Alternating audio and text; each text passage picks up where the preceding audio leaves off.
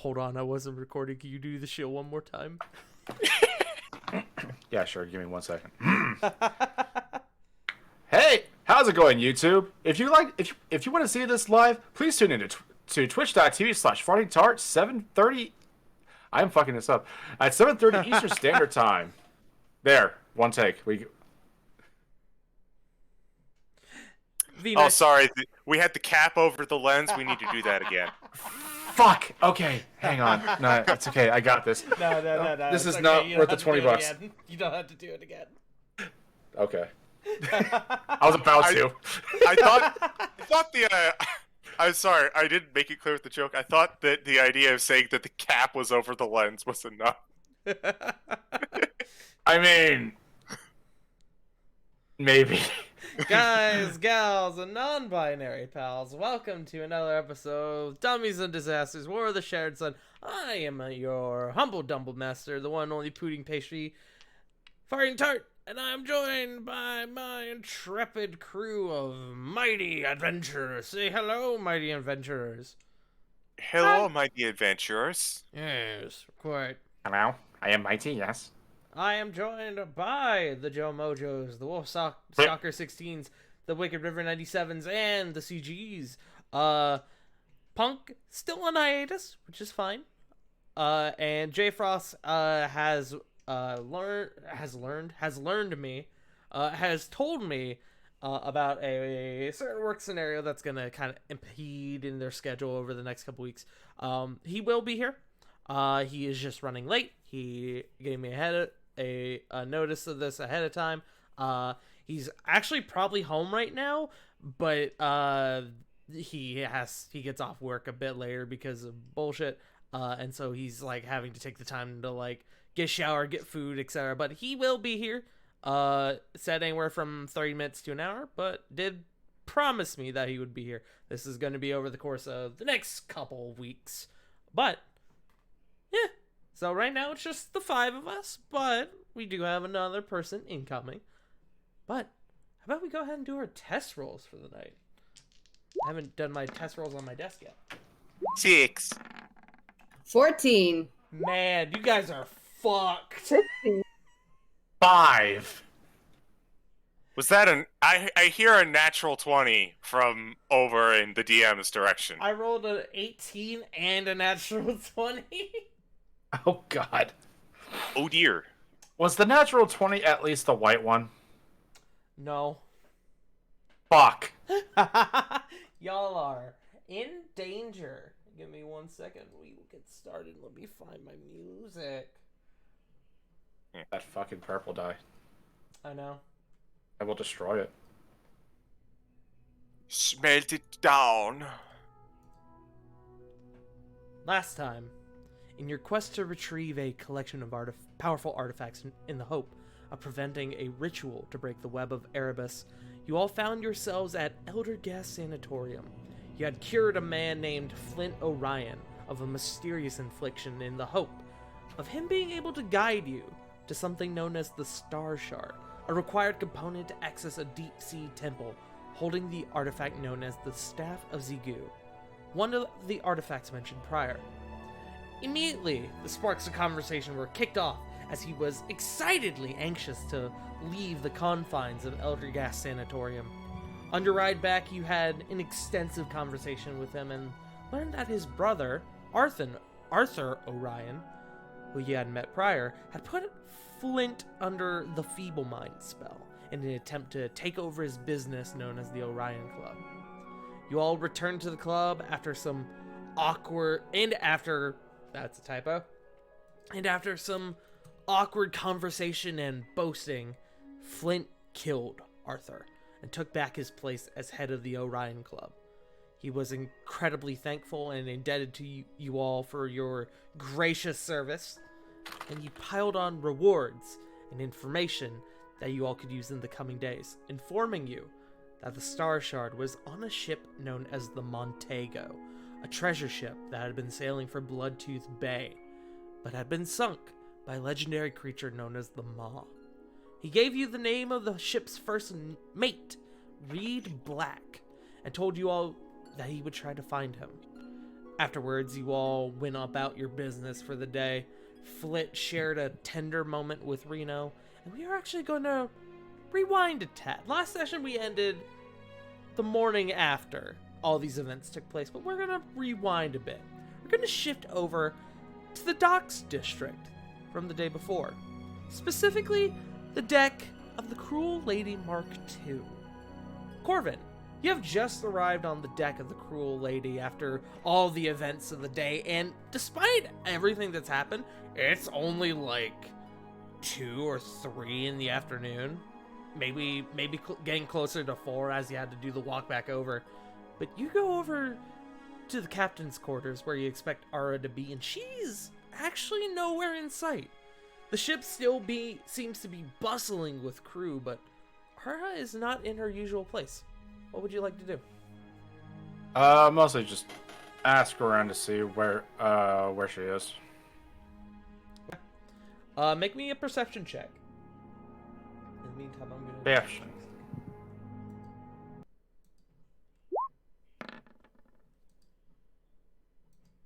$17. 17. You kind God, I of... was teetering on the 20. You kind of look around at those who are around, and you can see Smitty kind of over, like, swabbing part of the deck. He's kind of muttering something to himself angrily.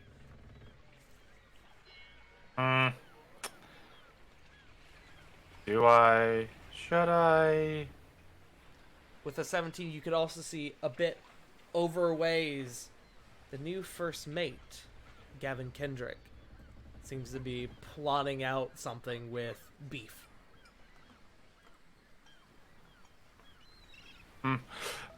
Yeah, sure. I'll head over towards those two. Okay. Beef kind of sees you coming first and kind of nods in your direction, and Gavin kind of turns over to you and goes, "Hey, you looking for the boss?" Yes. Have you not seen her around? I think she's right now on the bottom deck. We got your buddy, what was his name? Beef. What was it? Niles? Nick. That's right, Nick. He came over with a bit of a surprise gift for the captain. She's got, the new Smith sort of setting it up right now. Surprise gift. Did he say? What did he say about it? Nothing really. And honestly, he didn't really need to. Just go down there. You'll see what I'm talking about. Cool. Question though. So, from what we are being told, we are supposed to be going out towards Bloodtooth Bay. Granted, the person who told us about this area, his knowledge of it is probably a little outdated. As you do mentioned, either of you two know anything about it? as you mentioned Bloodtooth Bay, both of their eyes kind of go wide, and Beef speaks up first and goes, "We're going where?" And Gavin kind of holds up his hand to him and kind of looks to you. Bloodtooth Bay? Really? That's... Huh. Gonna be interested to see how the captain reacts to that. Well, if it helps, she'll probably just take it out on me first. Man, we just got a new ship too. Well, I'm Yes, gonna go talk with the rest of the crew. Yeah, that's the reason why I was asking. Hopefully, some more intel can come in, and we don't have to go out that way. As he's kind of walking away, he goes, "Talk to the captain about it," and kind of waves you off. She's not going to like this then. Beef goes, "No, she ain't."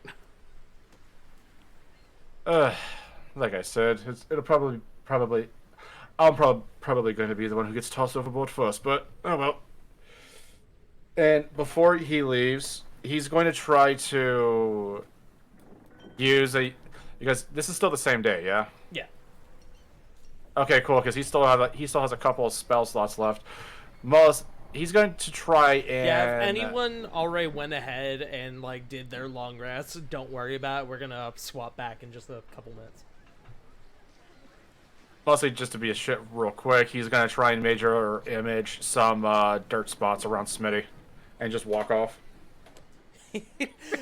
Gavin has already kind of walked past him, and he like turns back. Smitty kind of turns back, and he looks, and he sees the dirt spots, and then he looks at Gavin, who just walked by, and he goes, "Fucking, come on!" Dumps dips the mop in the bucket again, starts going back to work. A bit angrier now. Okay. So easy to pick on. I can't help it. You see a coy smile on Beef's face as he just watched what you did. But you head down to the lower deck, the third deck, and you find Ara looking over like a pamphlet or like a paper of some kind, and there is in front of her this massive, like mechanized, like electronic device that seems to the bottom layer of the ship seems to have been like restructured so that way this contraption can actually like you can see it goes through the wall, and from what you can gather is like actually in the water. And He's just gonna be kind of... Sorry. I was just gonna say, and you can see off to the side, kind of like hanging from the ceiling with some like straps. You can see the new smith Hammer has like sort of just like lowered himself on top of it, and is like has a panel open and is like welding something together. Dara doesn't seem to have seen you coming. Just gonna kind of walk through the door, just kind of looking at awe in awe, and just like he's gonna say, "I've seen some magnificent things that came out of Nicholas's workshop, but I'm about as confused as to what this is as everything else I've seen him make." As you start talking, Ara kind of turns to you and she goes, "Yeah, this was a bit of surprise. He called it interest for what happened with the ship. Hammer, what did he call it again? The proton engine, ma'am. Proton engine. I don't know what the fuck either of those words mean, but it's apparently going to make the ship go a lot faster. You said we may have a voyage in the next couple days. I'd say this cut down the time probably by half, easy. Good to know. It doesn't tear the lower deck off the ship. That is definitely... It's definitely a concern. Quick thing before you... he's just going to kind of give her like a very quick hug. Okay, so after I got that out of the way, so tell me, how familiar are you with Bloodtooth Bay? She's kind of looking down at this like pamphlet or whatever she has, kind of gives you like the side hug as you come up, and as you say that, she looks up from it just straight forward, and then she kind of turns to you. Bloodtooth Bay? Well, Bloodtooth Yes. Bay is a, well... She kind of like starts thinking for a moment. It's kind of a cautionary tale for pirates, a legend amongst ship captains, and not the good kind. That's what I was afraid of. According to Flint Orion, the thing that we are looking for is in that area. It was apparently he gave it to a man by the name of Reed. Sorry, was it Reed? Reed Black. Yes, Reed Black. Thank you. Given to a man known as Reed Black, and he was aboard the Montego that sank in that area. I'm familiar with Mr. Black. Dad's first mate. Corvin Alikir, why is it that every time you and your friends seem to want to use my boat, you send it directly into the depths? Should I just sink the ship now, or would you rather me do that on the way there? See, that's the thing. I'm hoping that we don't have to go. I'm hoping that if Flint gets in contact with anybody within the next couple of days, that Reed will hopefully have it on him. I don't want to be responsible for sinking this a second time. I can't do that to you. I certainly appreciate that. But from what I heard after my dad died, Reed went into hiding. Kind of, the whole situation kind of broke him. After what happened with the Montego, which I assume he told you about. Oh, yes. Orion? Yeah. Yep. Yeah, my dad was the captain of that ship when it went down.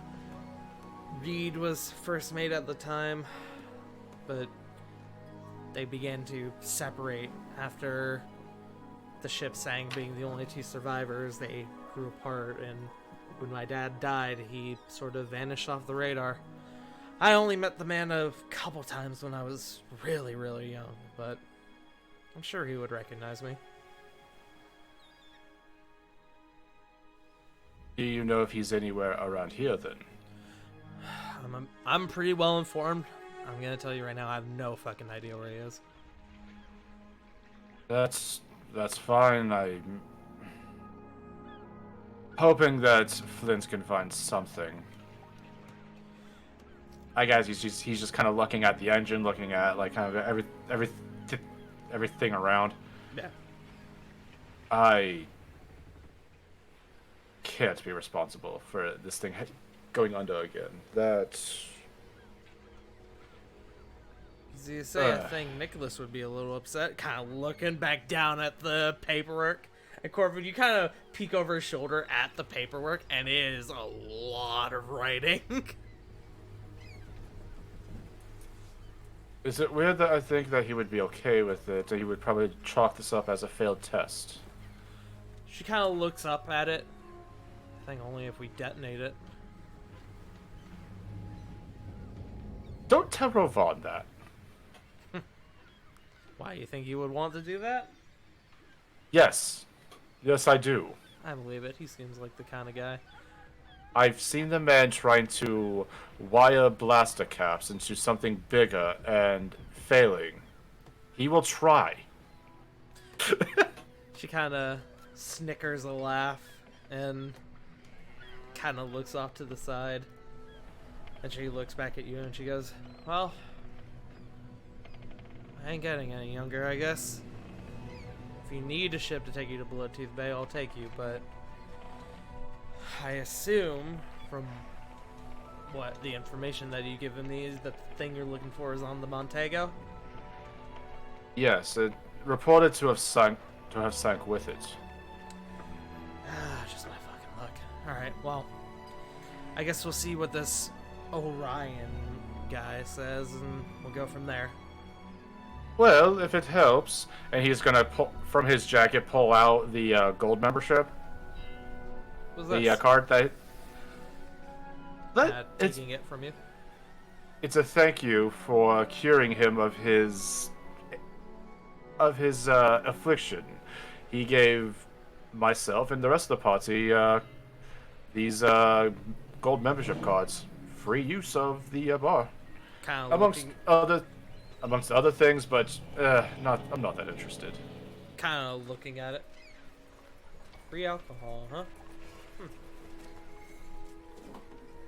I know, terrible mistake on his part. Yeah, a little bit. Kind of gives like a smug, like, yeah, cool. Like, seriously, you gotta check out the names of these and just using prestidigitation to kind of unfurling this like scroll of like the top-notch drinks that he saw. Huh. Well, maybe if we survive this, maybe I'll have to go snag a couple drinks. He'll just take the card. It's on me. Yeah. Kind of shoving you a little bit. It is. And He'll just kind of take... Sorry? Go ahead. No, go ahead. No, I was going to move on. Yeah, like I didn't have anything else. Okay. I think on that note, we will move forward to the next day. 1 second.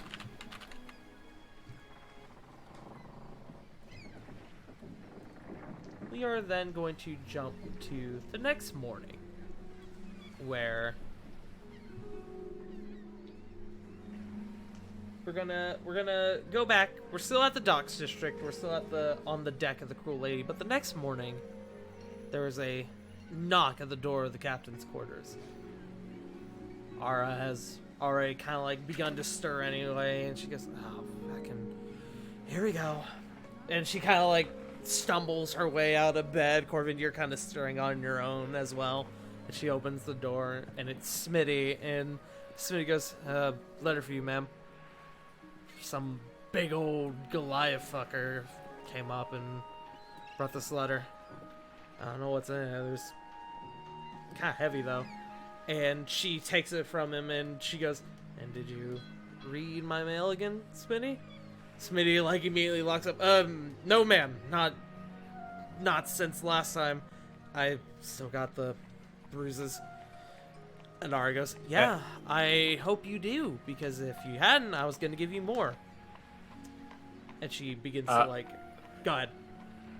I was gonna say from the bed, "You wonder why we make fun of you." He, like, goes as if he's going to say something, and then he kind of, like, retracts it, like, thinking better of it. She kind of starts looking over the front of the letter, and Smitty's still standing there, and she goes, "What, are you a bellhop?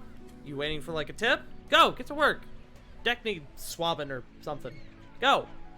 Smitty goes, "Yeah, sorry, ma'am." She kind of closed the door. This actually, man, it's becoming more prevalent to me every fucking day that Smitty not only doesn't know what he's doing, but can't read. As this letter is addressed to you, and she kind of holds up the letter, and in red ink, in like this beautiful cursive handwriting, it says Corvin Alec here on the front. She kind of walks over and hands it to you. He's gonna sit up and just kind of say, "Different problem for a different day, I guess." He'll open it. Yeah, as she hands you the letter, you take it, and it's a bit heavier than what you originally thought. You can tell that there's like a letter inside, but there's likely something else as well, as there's a bit of weight to it. You open it up, and there's a letter, and you take out the letter, and then you're like, "Oh, what else is in here?" You tip it over, and a ring falls out. And it is the ring of spell storing that you saw in the store the other day. The one you had requested him get you. Yes. Corvin is gonna look and give a very, very big grin. What are you proposing? Hello. It's been like a month. Yeah, that's why I was worried. Yeah, no worries. You still have yet to meet my family. Oh god, that's going to be... Ugh, that's going to be a thing. She just quietly takes in a deep breath. 100... When was the last time you met 101 elves at once? Never. This... Hopefully most of them will be out the house. Anyway, no, but this is a ring that I've had my eye on and was saving up for a while now. It's going to really help us out in the future. And I'm going to try to protect my ship in case of the maw. Let's hope. Because if I do this correctly, I don't have to use any of my resources. Oh, good for you. Kind of looking around at the ship. Listen, if I'm tapped and the maw comes out, all I need to do is snap my finger with this thing, and then turn it into a goldfish. Yeah, good luck with that. What does the letter say? Corvin, Reads the letter. You open up the letter, and the letter is quite small, is one sentence. The it says RB, comma, Greycott, and I will give this to you. Greycott, comma, KW, comma, Alla Prima Tavern. And it's signed from FO, and next to the FO there's a winky face. I'm going to put this in Winky lore face. drops. That is all Thank it you. says. RB, Greycott, KW, I guess I'll put Alla this in Prima the... Tavern. Put this in the chat. Oh, well, I didn't do that. Cool. Oh, that's why. RB.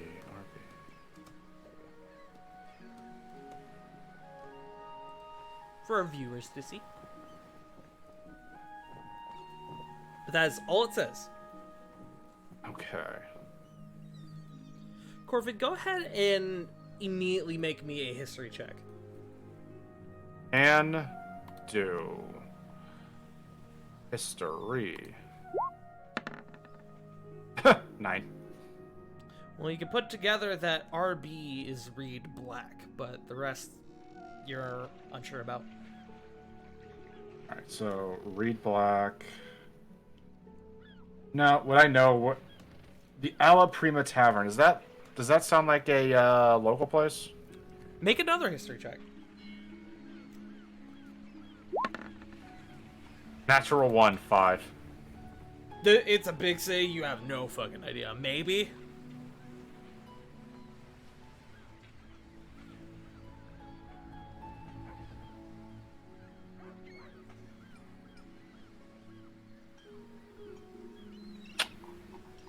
He's just gonna be kind of looking at this, trying to figure out this, like, what it means.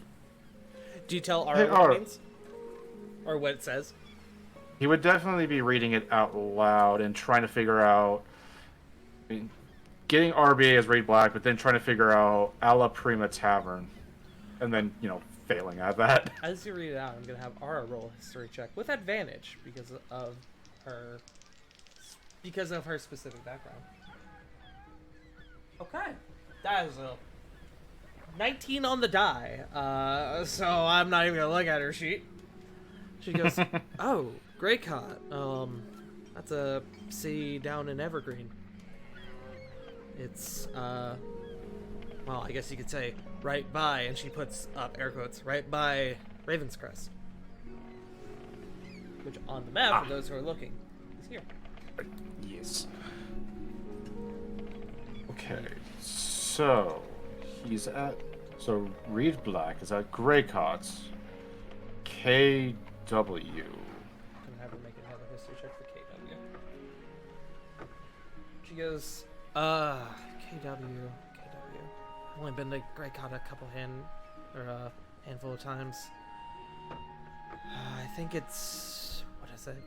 And she like starts thinking and she starts snapping her fingers. The Condashir Ward. Greycott.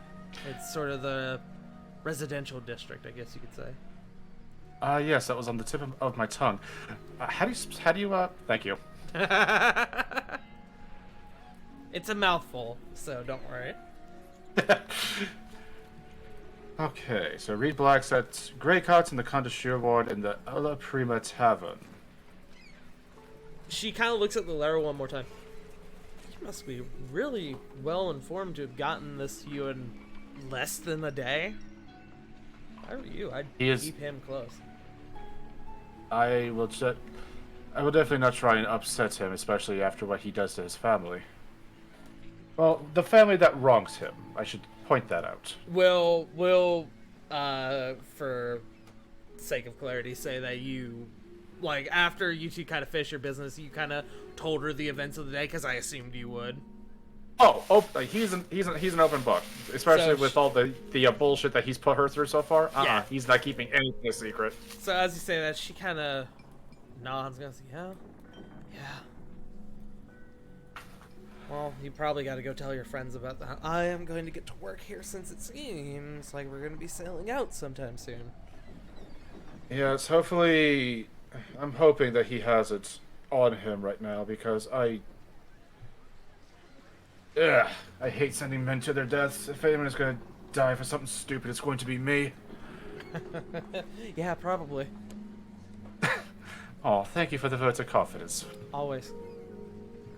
He'll just give her a big kiss and then just head out. Well, get himself ready and then head out. As you like go to give her the kiss, she kind of like grabs the collar of your shirt and pulls you in a little closer. And you say your goodbyes, you get dressed, get ready, you go meet the rest of the group. The rest of you have sort of gathered once again for breakfast. Lily, you told me you wanted to spend the night at Genia's again. You did. But you all kind of, knowing that this information was likely going to come soon, you all prepped and got together for breakfast again as you were, expecting to sort of plan your next steps. And as you all are sitting there discussing whatever, Corvin walks in with letter in hand. Also, kind of like a point of order, he's going to try to unattune to the Major Illusion. Wait, does the Major Illusion Ring have attuning properties or no? I believe it does, but you can have 3 attunement slots. Well, with Razorthorn in the boots, that's 2, so he's going to unattune to the ring. Okay. And attune to the spell storing ring. I think the Ring of Major Illusion was attunement. I'm pretty sure. Yeah. It makes sense if it was. So he's going to unattune to the Major Illusion and then attune to the whatchamacallums, spell storing one. Okay. Cool. Do. He's just kind of walking right in. Yeah. Cardboard cutout. Ravon goes, "Was there you got, friend?" Hopefully, next destination. Flint is upholding his end. He kind of like not only points towards the ring that's on his finger, but also I believe he's found Reed Black at a place called Grey Cots, just south of Ravenscrest. Everyone, go ahead and make a history check for me. Lily and Sarah get advantage. Here I go with the big brain. Big brain. Nat 20. Nice. That's a 9. Nat 20! Nice! Let's go! A residents get it immediately. Flit, you're unsure. I'm not gonna roll for Rovan. Actually, I'll roll at my desk. Rovan has heard of the name. But Lily and Sarah, you both know that Greycott is a sort of shanty town connected to Raven's Crest.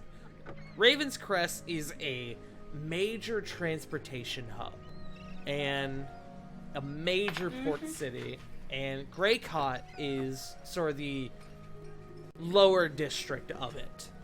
It's technically a town. It's technically a town on its own, but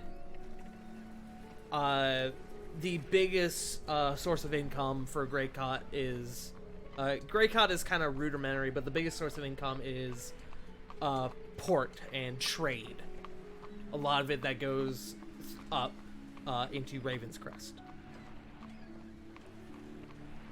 But with those natural 20s, you do know that the Raven's Crest is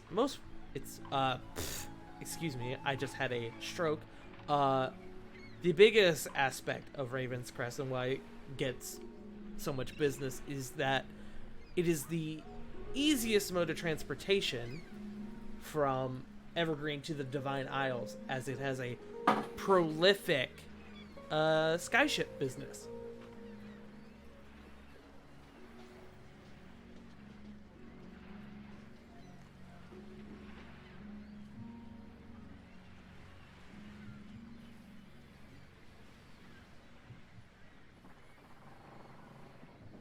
I assume you guys are currently writing things down. I understand. I just threw a lot at you. Yeah. to kind of dumb it down, because that was a lot of information, Raven's Crest is a major transportation hub from Evergreen to the Divine Isles, and Greycott is the lower district of the city that specializes in port trade, sea trade.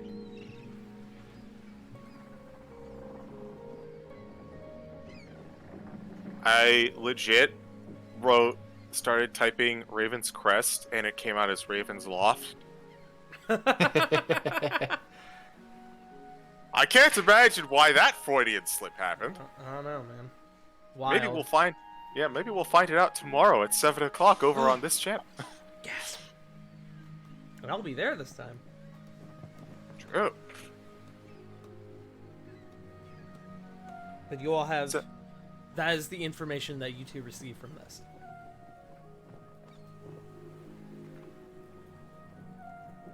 Let's just kind of looking at everyone. Never heard of it.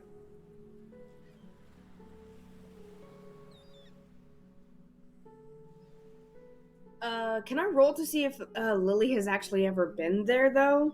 Sure, roll me a D100.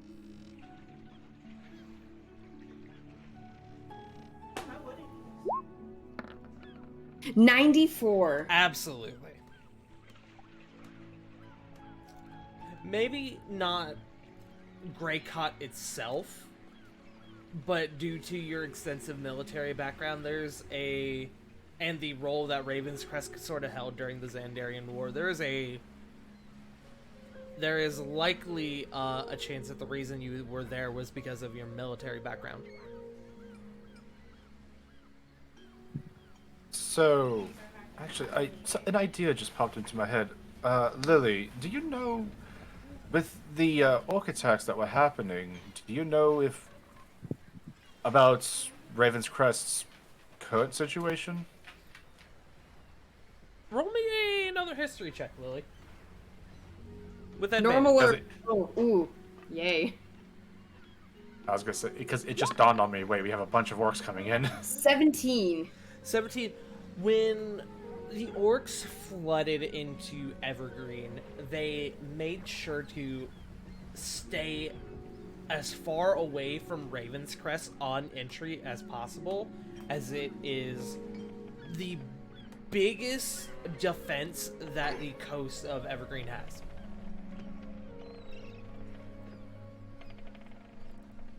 So, looking at this map, based on your military background, you know that they would have steered way clear from Raven's Crest. It's likely that they came down here through the river. That was how they came in by ship.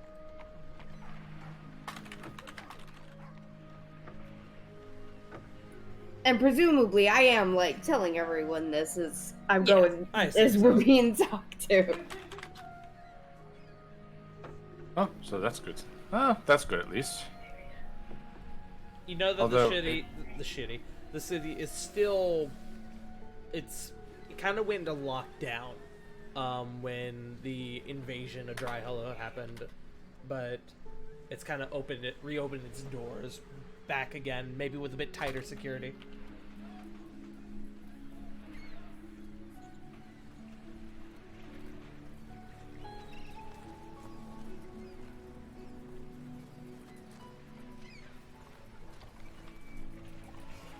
Sorry, Rovan Corbin, I did cut you off. Please continue.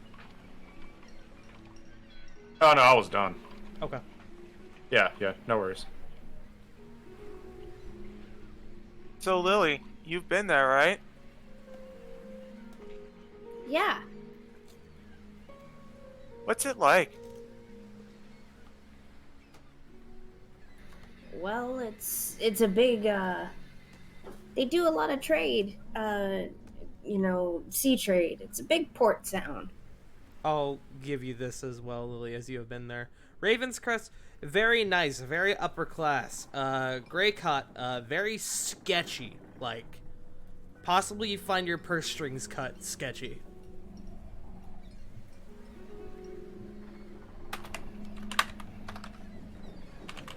And I would know that Grey Cot's kind of that lower class area. It's where a lot of the manual labor lives. But you know that there's there are gangs in Grey Cot. There's a lot of like sketchy businesses. It's kind of like the polar opposite of what Raven's Crest is.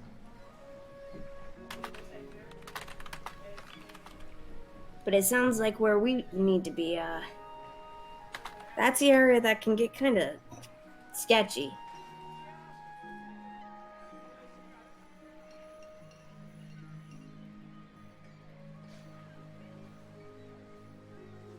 I've never been to a place that's so sketchy. I think. Should I know anything in particular? I'm not really used to that sort of place.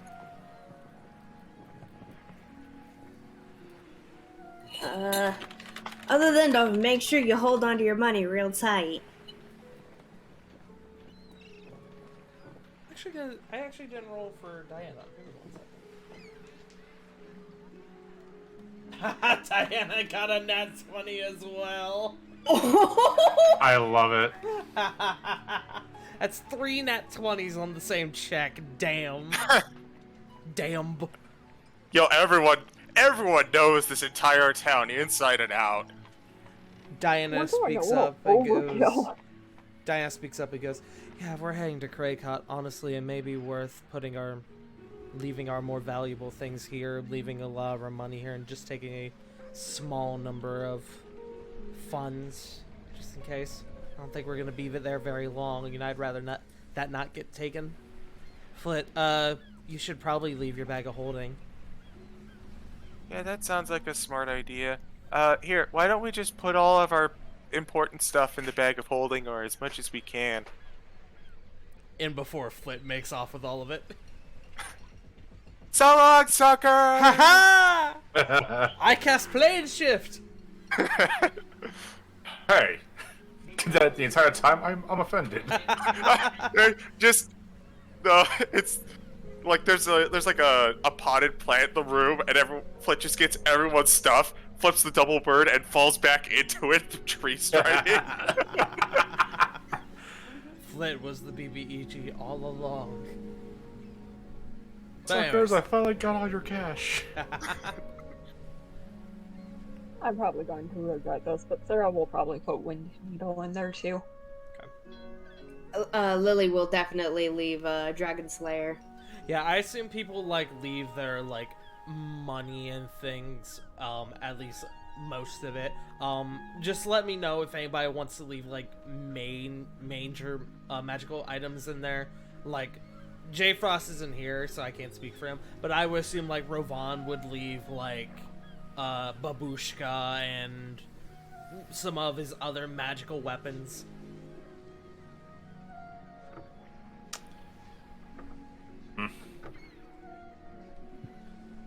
I'm going to put my Silver Saber in there too. Okay. Hang on. I'm going to... The only things I'm bringing, and I regret that I'm bringing this. No, you know what? I'll take the gamble. It's a gamble literally either way. Flit is bringing the amulet of proof against detection. Okay. And she is leaving everything else. Okay. Fair enough. I mean, I'm just How saying, like, we likely could... Sorry. No, go ahead. How likely is it for my boots to get stolen off my feet? Probably not very.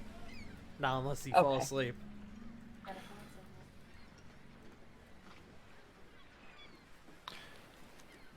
Like, we could definitely, like, we could bring the bag of holding with us on the ship and just leave it on the ship. True. Make sure that's tucked away somewhere. Oh, I assumed we'd be teleporting to Greycott. Wait, Well, I get- are we tell? It is an I get- evergreen. I do guess we're gonna probably pass by it on the way to where we're headed. But I don't know, maybe this was urgent information? I don't know. Corvin, you do know that Ara is not quite ready for a journey yet. Ah, lovely. He's just sitting there, thinks about it. Yeah, probably should just teleport on in for now. Actually, you know what? Drew would probably be there. He would probably have been getting the rundown as to what happened the day before. And he would say to you all, teleportation should be just fine for this, as we are just going there to retrieve this Mr. Black. Alright then. He's just looking at all of his possessions. He's gonna dump all but like 5 gold. That's including all of his silver too. Razor Thorn's going in the bag. The boots of the winter are going in there as well. Well, I know you still guys have are my dumping this in the bag when you have rooms in the castle you can leave them in. being extra special careful. Fair enough. Because I thought about it, and actually, you know what? No. He's gonna freaking put the major illusion ring in his room, right on top of that one case that he had made. Okay. Cool. As well. He's gonna keep the spell storing ring on, but really kind of try and keep it like in sight. Okay. Cool. Drew speaks and goes, I actually have a colleague in Raven's Crest, so perhaps I will stay there with you, so when you all can go down to Grey Cotton, obtain Mr. Black, and then you could come back and meet me when your business is finished.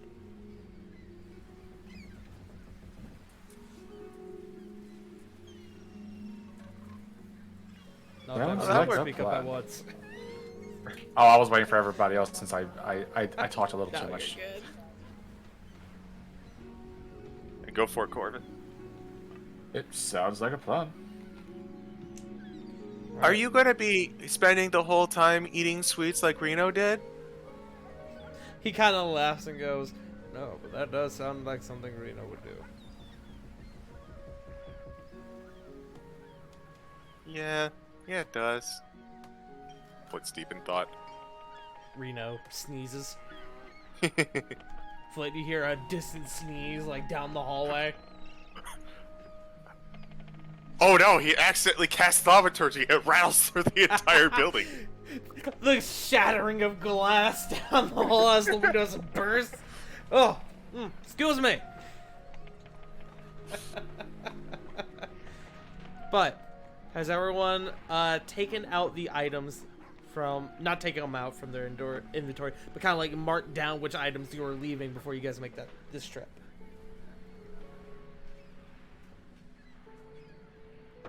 Yes, I am Yes. currently. I would like I would like audio confirmation from everyone, if that is okay. Yes. I'm sorry. What was the question again? Has everyone confirmed what things they are leaving here and kind of like marked it down in your inventory? Yeah.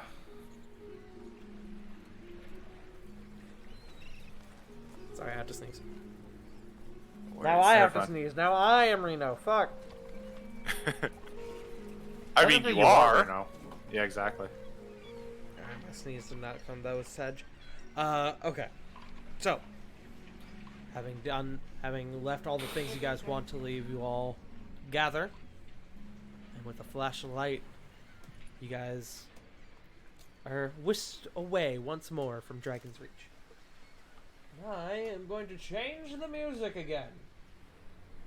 Also, I realize it's still the Docks District music going. Fucking I mean, it's still fit. it's still kind of fit, yeah. Here on the coast of Evergreen lies a large plateau city, Raven's Crest, a sort of beacon amongst the vast green fields and hills The city sits atop the jagged cliff face that seems to extend over the Voromir Sea some 100 feet. A flock of flying ships carry citizens around the various skyports and even out to the sea. Raven's Crest is often identified as the best means of travel between Evergreen and the Divine Isles. But for you all, travel is not much of an issue anymore.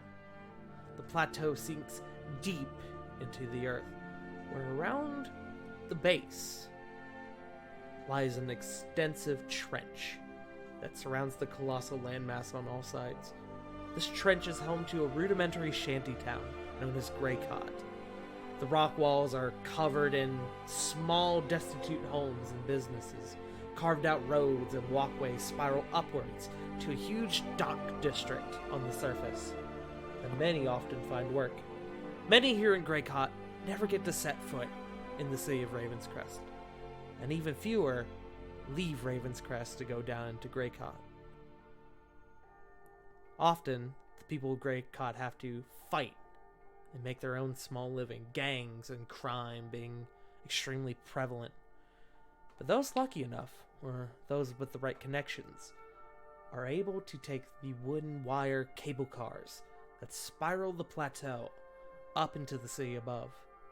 You all appear in Ravenscrest in a flash of light, inside a large stone chamber, the floor decorated with a transportation circle.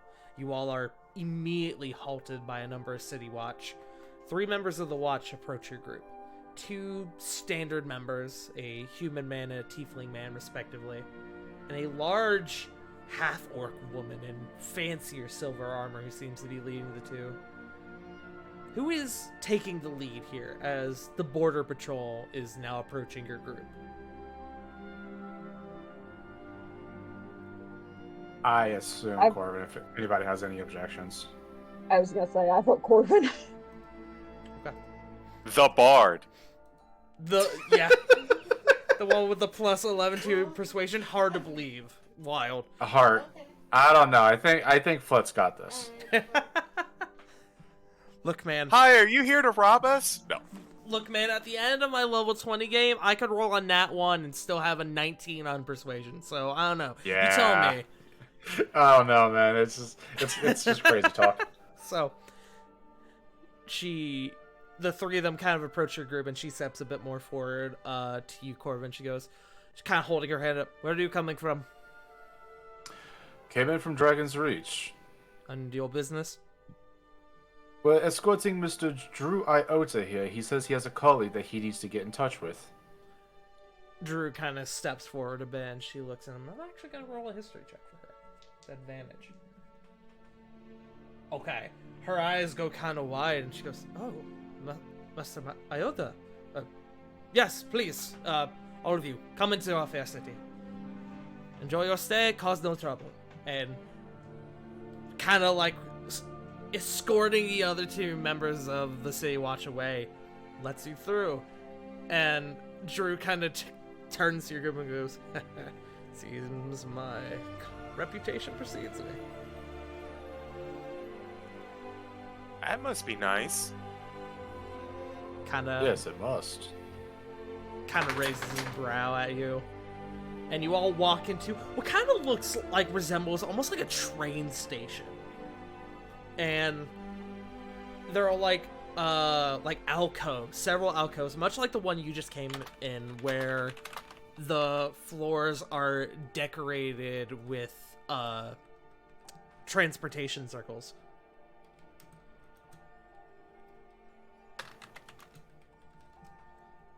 You guys are quickly find your way out into the city, where there are tall buildings, and you guys, like, it looks like you're on ground level, but you quickly look around, you realize you are several hundred feet up in the air, as the sky seems a lot closer than it did originally. You could kind of look out and maybe between some buildings see like out towards the ocean, but there are tall buildings and a variety of people making their way throughout the city.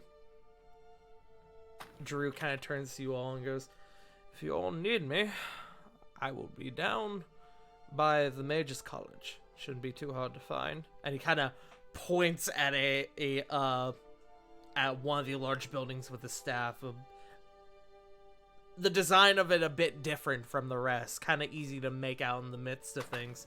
And he goes, "The rest of you should head for the cable car station if you're heading down to Grey Cot." And he points across the way, across this like plaza you guys have sort of exited out to, that kind of has a similar structure to the building you just left from.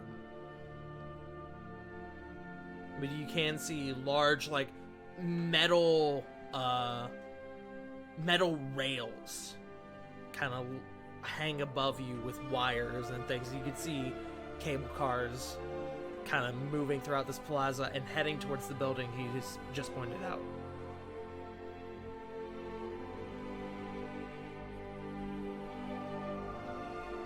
Man, how do those things even work? Ingenuity. Regardless, let me know when you're done, and either I'll come meet you or you can find me at the Mages College. But be safe, hold on to your coin purses, and try not to cause any trouble.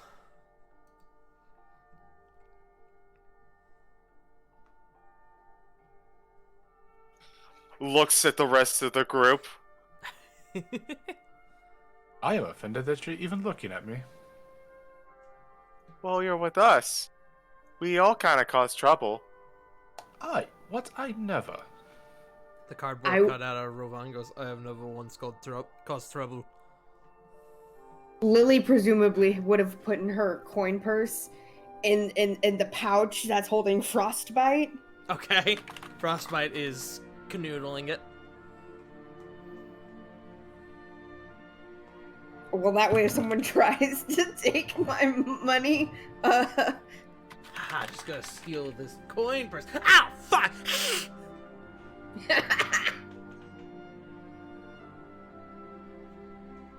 You could say that Frostbite is guarding some cold hard cash. Ha ha! Aha!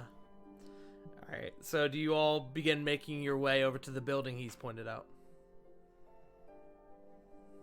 presumably. Yes. Okay. You all start heading over across this plaza, and looking around, you can see that the architecture of this city is beautiful. Fountains and beautiful trees. There's like this plaza you're working through also sort of functions as almost like a park. And you can see children playing off to the side, people going about their business, all seemingly being more, I can't say upper class, but being in a higher, I guess, social status than perhaps maybe what you're used to. But you kind of make your way over to the cable car station. You enter, and there is a large, like, ticket counter that is pretty empty.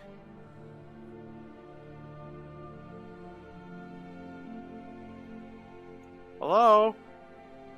Hello? One worker behind the counter goes, yes, sorry, one moment. And a small halfling fellow kind of pops up behind the counter. Sorry, it's early, and frankly, kind of looking out past you guys. There's not many who wish to leave Ravenscrest to go into Grey Cot.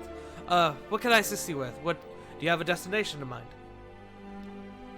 Anyone who could, looking above the counter, would see that there are 4 destinations you can go to: the Docks District, the Kandashir Ward, the Deep Mines, and the Markets. And I'll put these in the lore drops for you guys. I believe we're supposed to go to the Kandashir Ward. Kandashir Ward. So that is 1, 2, 3. Kind of pointing out your group. That would be about 1 gold per person, so about 6 gold total. Well, I got mine right here. He just pulls out a gold. Well, that's 1. I've got mine. Pulls it. It's not exactly a gold. Pulls out 10 silver. Got mine. Lily opens the pouch and has to get her on frostbite. You see Frostbite, like, prepares to jump, like, oh, fuck! Oh. And then he realizes it's you.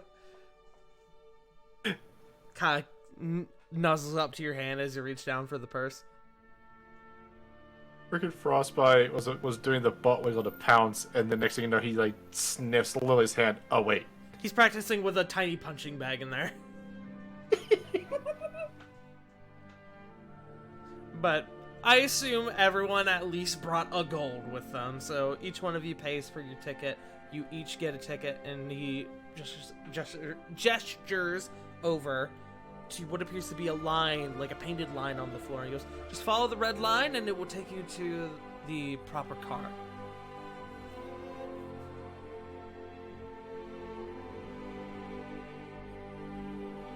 You said it was completely empty right now, right? There's like a couple workers. There's like the staff, but in terms of like people heading, because as far as you guys can tell, this cable car station purely goes down into Greycott. There is like less than 20 people who seem to be heading down into Greycott for one reason or another. And you can go ahead and make me an insight check. Actually. Anyone? Anyone. You're here somewhere. There you are. 17. 12. 6. Wait to see if Lily rolls. Sorry. You're good. 19. Nice. Everyone except Corvin. Corvin, you don't pay it too much mind. Everyone else, you kind of look around, you notice that the people who are here either seem to be in like a work getup, so maybe like they were up here for one reason or another, and now they're heading down to get to work.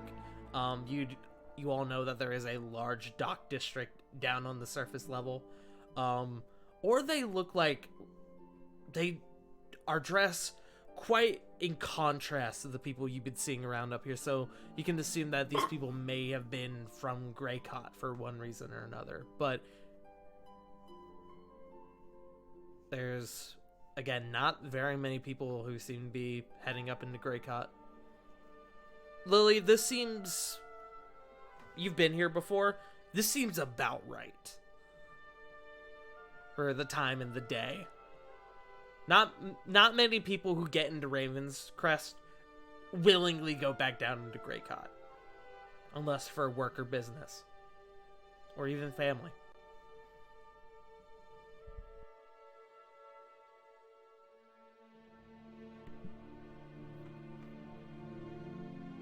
Is everyone in like one thing together? Or like, are we going to be? What do you mean? Like the cable car. I didn't know if everyone fit into it. You guys make your way over to the cable car, and a few people kind of, like, maybe like 4 people kind of pile out from it, all kind of beginning to head into the city, and you can see like a furbolg like conductor kind of steps out with them and goes, "Welcome to Raven's Crest." And then he looks to your group and he goes, "You all heading down to Greycott? Condashir Ward?" Yes, we are. Alright, pile on in. It looks like the size of maybe like a Volkswagen bus. Not huge, but big enough to carry your group. Plus maybe a couple extra. Volkswagen bus, give or take, maybe a bit bigger. It's big enough to where it can fit your group, not too big to where it won't immediately drop from the sky as you guys descend. That being said... Just wait until Ravon gets in. I was about to say, that being said, all of you begin to pile in, and then Ravon steps forward in his heavy armor, and the Furbolg man kind of stops him and goes, how big are you, big fella? Ravon goes, this big. And he kind of like holds up his hands with a arbitrary gesture, And the Furbolg man, still kind of like holding his hand up, goes, yeah. And he kind of waves over another Furbolg staff member and goes, we got a big one here. Get the heavy clamps.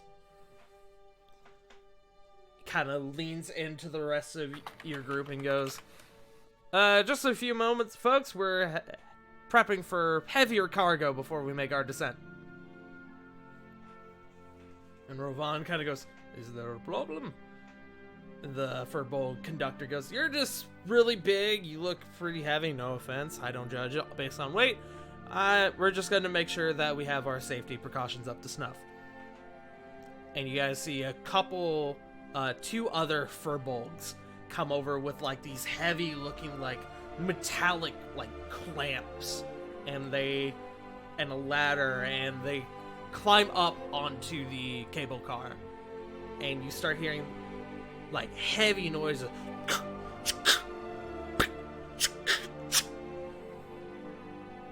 and that sort of goes on for the next like 2 minutes, and then once it stops and the two of them climb back down, the man then lets Rovan into the cart with the rest of you. And he steps in after you, as you guys were the only ones ready to go into the Condashir ward. And he goes, last call for Condashir ward. He does a quick look around.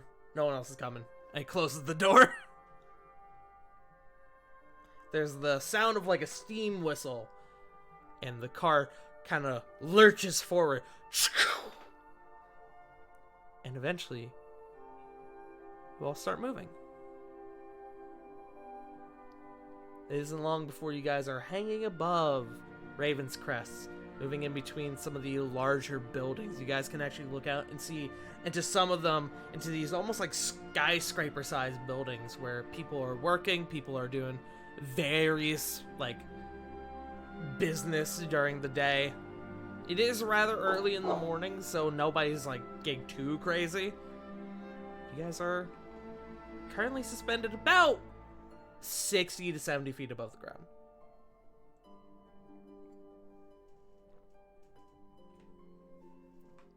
Flit would probably just be kind of like looking out as it passes, just kind of like low-key excited watching it go and seeing the city. You all, the rest of you kind of see Flit doing this, kind of like a kid in a candy store right now. Or kind of like, honestly, a kid in this exact scenario. It's very interesting. Even a couple of you are like, man, this is fucking cool. Am I tall enough to see outside? Yeah, it's no issue. There are seats on the cable car, so you guys kind of like bus seats. Like you guys could sit down and kind of look out.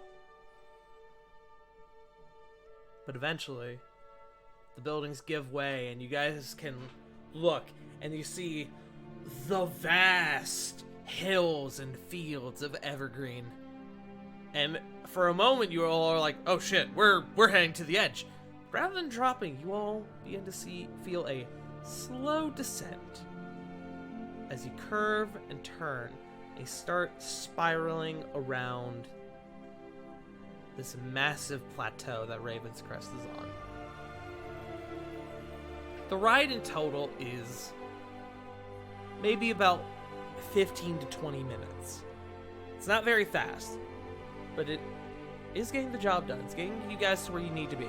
So at this point, this is where I go. If anyone wants to discuss with anyone else in the group, now's a good time to do it.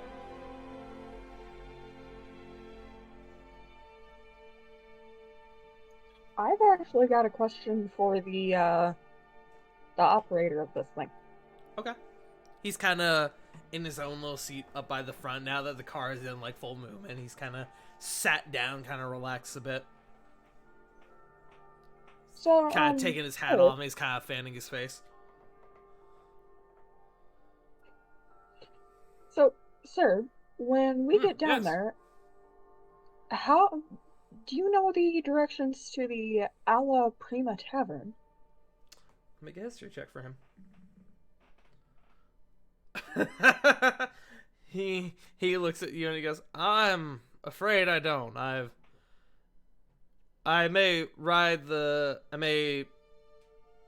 pilot this lovely machine we got here, this lovely marvel of technology, but I'm afraid I don't get out to Grey Cod very often, let alone the Condashir Ward. You all seem like the adventuring types. I assume you got business down there? Maybe gonna put an end to the jackals and the growlers, huh? Huh? Jackals and growlers? Jackals Pardon? and growlers is what he said. Yeah, that was in character. Oh, that was in character?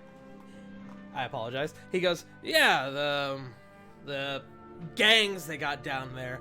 Jackals are a big old band of gnolls that have all sort of formed their own little society down there, and the growlers are mainly hobgoblins, but they got a couple others. I think they got some like bugbears, a few like goblins too, kind of like the goblinoids down there. It's I don't want to say it's like a turf war, but it's kind of a turf war. Those are the two biggest gangs down there, at least.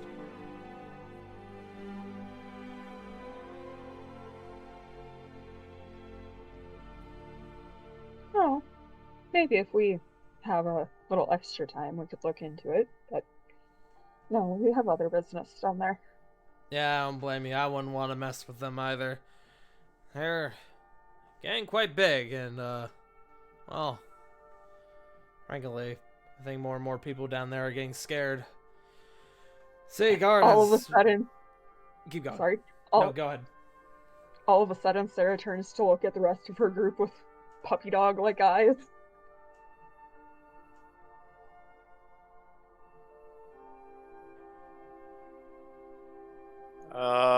Sarah, you're doing that thing again. Yes, the eye thing. Are you alright? Is that a affliction that you have? Diana, perhaps you should cast Greater Restoration on her. Sarah smacks Ravon. You asshole. Oh, I want to help these people. Diana goes, as much as I hate to admit it, honestly, as good as it would do, she kind of shakes her head. It would just be another gang or two who would take their place. Those are the biggest gangs, but those aren't the only gangs. Exactly. Like, we could save this small podunk town from gang violence, but we kind of have a bigger picture to look at. Then we Perhaps can we come can- back at some point. Kind of nuts. Yeah, perhaps we can come back at another time, but I don't think this is the time to be doing this. This in small cities, in little slum cities like this, there's always going to be a gaggle of delinquents who group up like this. It's until the situation improves, we can't really do too much.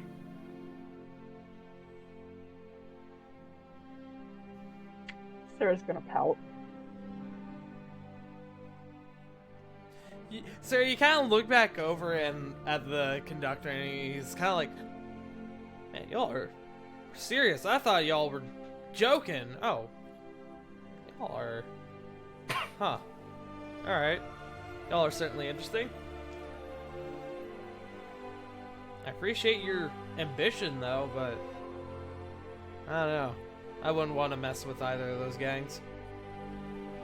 City Guard is debating on sending a thicker presence down there to sort of get things back in order, but who knows how long that's going to take.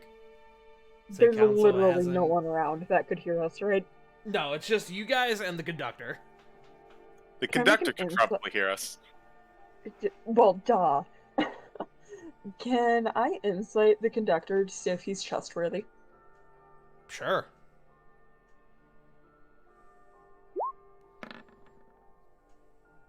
That's a 9.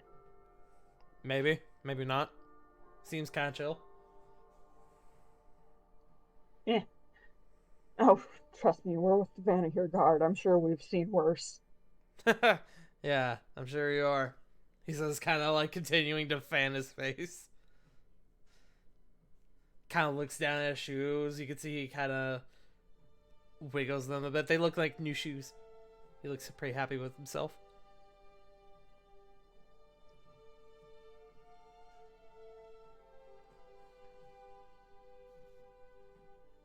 Nice shoes. Thank you. Just bought them yesterday. Old ones were doing a number on my feet, you know? Ah, yeah. Gotta have a good pair of shoes. The rest of the trip down is kind of quiet, pretty uneventful. It's gorgeous view as you guys get to see all throughout the nation of Evergreen. You can see like villages and towns like off in the distance. You can see like forests, and eventually it does spiral around, and you can see out into the ocean. It's a gorgeous view with the morning sun. But eventually it begins to get darker and darker as you all descend deep into Greycock. I'm gonna change my music.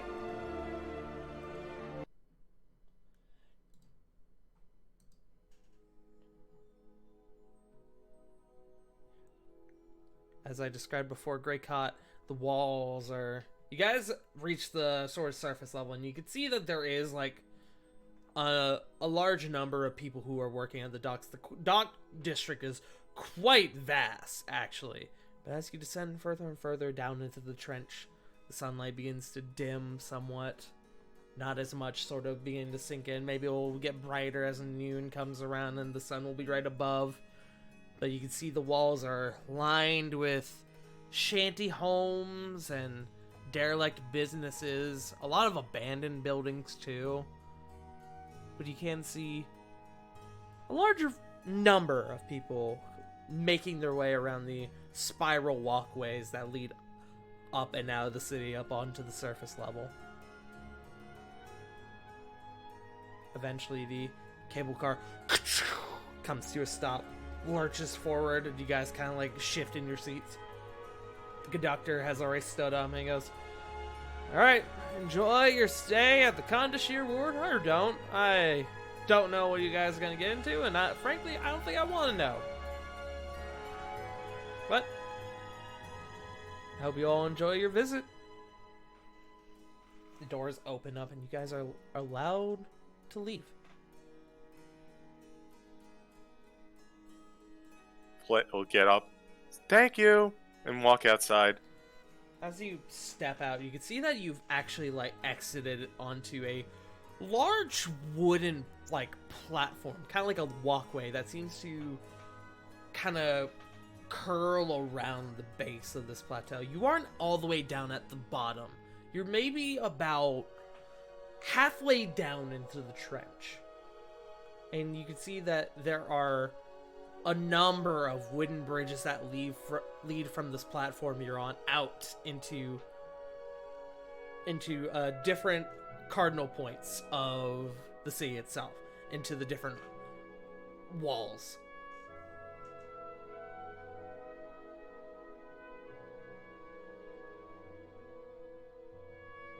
So, where do we start? Actually, what time of day is it? Time of day, it's pretty early. It's still maybe like, with the ride and you guys like doing your discussion, it's maybe like honestly like 10 a.m. So, Flit will look to the rest of the party. So, we're gonna go get this guy at the tavern, right? Yes, Ella Prima. You think he'll be there? I hope so. If he's not, we could always ask around or wait and see if he comes. I guess. I don't know, every time we woke up in a tavern, it was pretty empty when we came down. Lily, you feel a small tug on your pants, and you look down and there's a small tabaxi child, maybe about 10 years old. Kind of scraggly, very dirty. You can see that they have like small little speckles that jump from one point of their fur to another.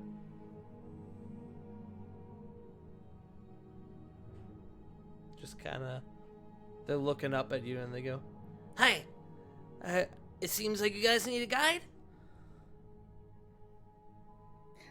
Lily looks at this child. Also, Tart, wouldn't this child be like the same height as me? No, they're maybe up to like chest height. At 10? Yeah.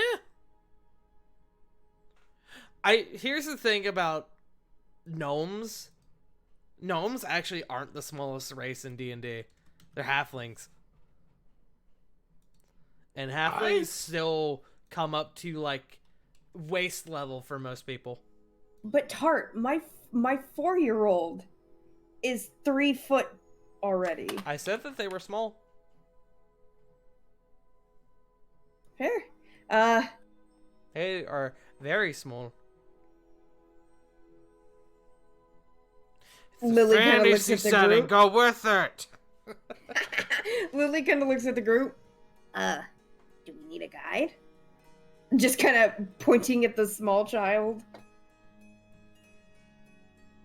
Glaring at this kid. You're not going to try and rob us, are you? No. What a dubious assertion you have made. I learned that word the other day. No, I just like to come around when people get off the cart and see if they need a guide into the city as things get a bit hectic around here. For a price, of course. And they kind of like do like the little woogity woo with their fingies. Can I make an insight? I would like to insight this small child. Sure, insight the small child. 6. 14, I'm rolling like ass tonight. 7. Okay, I guess. 15. So, Sarah and Flit, you both get the impression that they really aren't trying to play you, that they are trying to make a quote, air quote, I'm doing air quotes, legitimate living.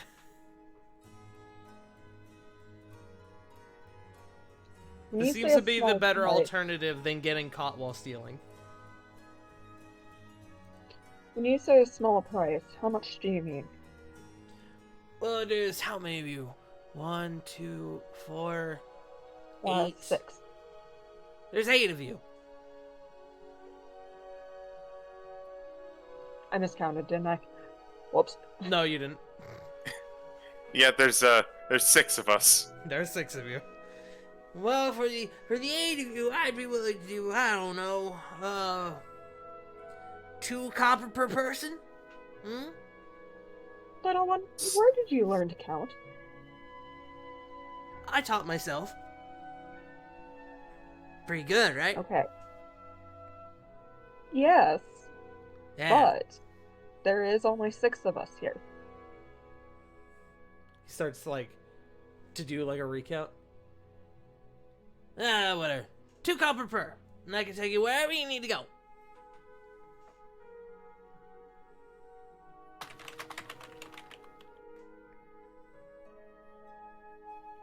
So do 6 you of think, us, guys? 2 copper per.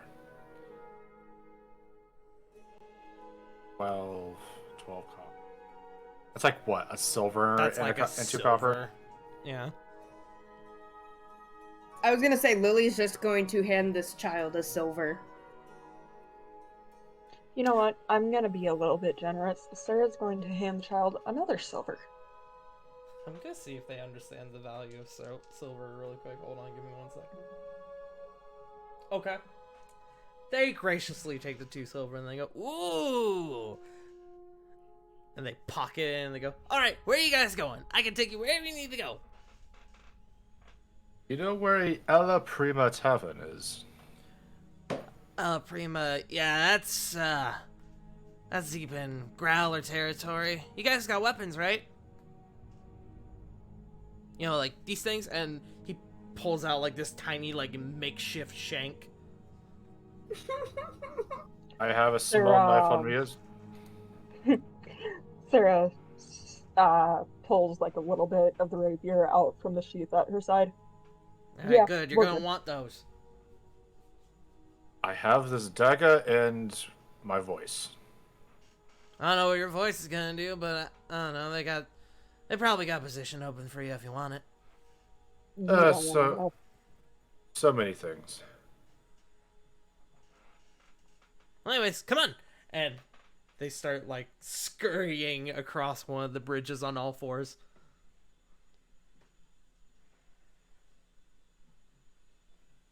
I love this child. Well, I mean, he didn't try to rob us, so right now it's right now everyone's never mind. I'm having a stroke. Pass. Honestly, me fucking too, man. Me too. It's Monday. It is Monday. You guys start heading, start heading. I'm doing it too now. Start heading across the South Bridge, and once you get across, he kind of stops you all, and he kind of appears around the corner down the street, and he goes, "All right, we're good. Come on." He's almost like doing like military tactics. Like literally, you at one point notice like the legit like hand sign for like stop that he does, and you're just like, what the fuck? Where did this kid learn this? He's got like the proper military jargon down. Sarah starts walking backwards and whispers to the rest of the group, "Okay, now that's just sad. We have to come back, please."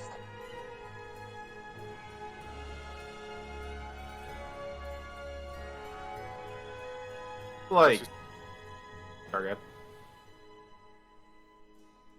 Was just gonna look to Sarah.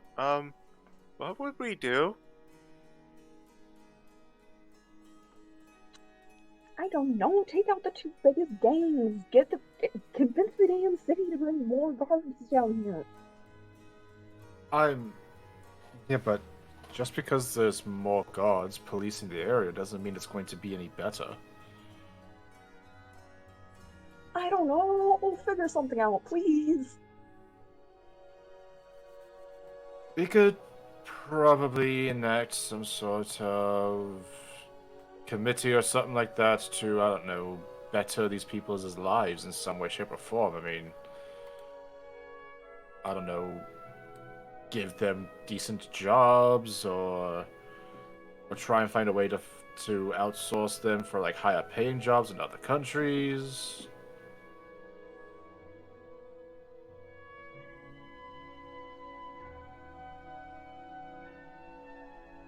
Just a few quick thoughts.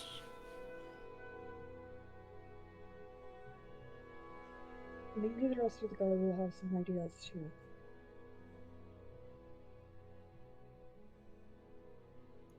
We can bring it up to them. But just because we take out two gangs doesn't... It's like Dinah said, it's not like there's not going to be another gang that comes in to fill that spot.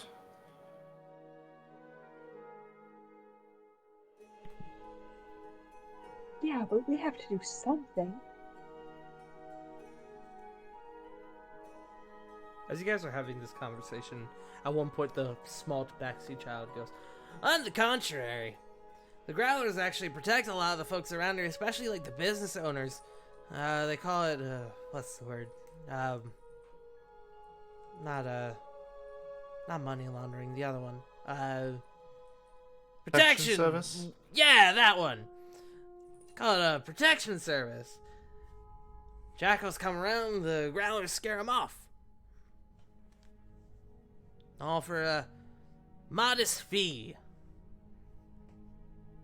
So, we never got your name, young one.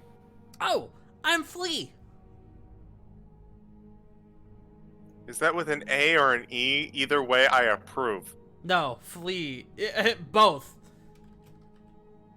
I Like can't. the creature. I can't stop thinking of the flea from Mucha Lucha. I can't. That's what he I looks like to did me think now. about it multiple times as I was writing this character up. Flea, do you have parents? I did. Sarah is immediately hugging this child. Make me a con save. Did you say con save? Con save.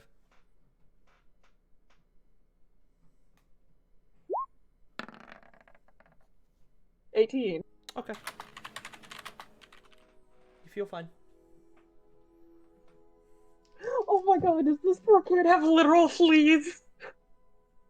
Yes, that's what the speckles jumping around were. That's where I got his name. I'm staying like 10 feet away from this child at all times. We need to get this child some Dawn dish soap. As Sarah goes in for the hug, the rest of you, slowly see his hand coming around for the coin pouch. Not being subtle.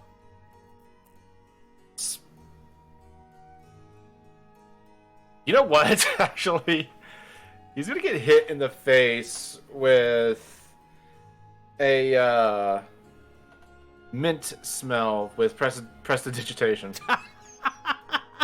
You hit him with prestidigitation, and a fucking cloud emerges from his face, and he goes, "Ah! No, my fleas! My fleas! What a world! What a world!" He actually like gets down in the dirt and starts like scrubbing his face into it, like, oh, that's better. You can't do that, Why? man. You can't just go around cleaning me like that. That's gonna be another fee for what's the word? Medical trauma. Yeah, psychological trauma. Why must No, we already gave you 8 more than you requested. Starts counting and quietly to himself. not only that, why must someone like yourself be clinging to a bunch of parasites? They're my friends. He says, kind of like stopping short. They remind me You I'm realize- alive. They Oh. remind you that you're alive by slowly eating at you. Yeah. I get it's a beneficial relationship. I keep them fed, they keep me fed.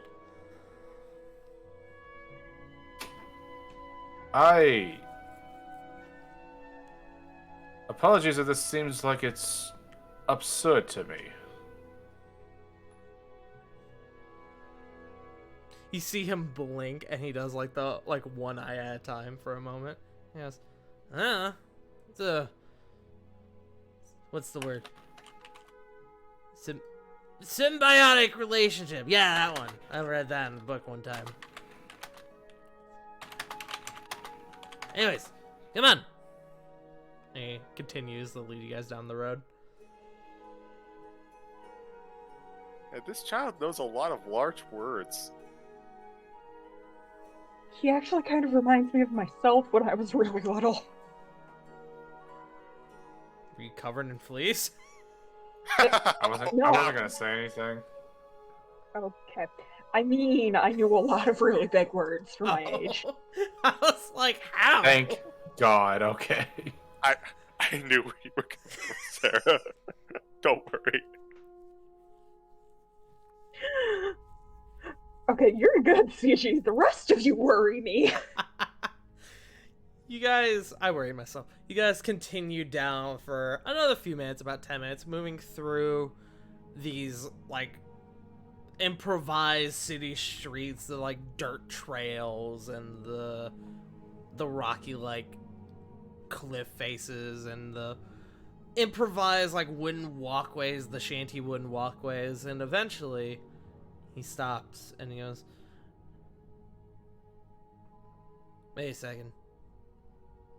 You said Ala Prima Tavern? Yes. Ah, shoot, that was on the other side. Hold on, we gotta double back real quick.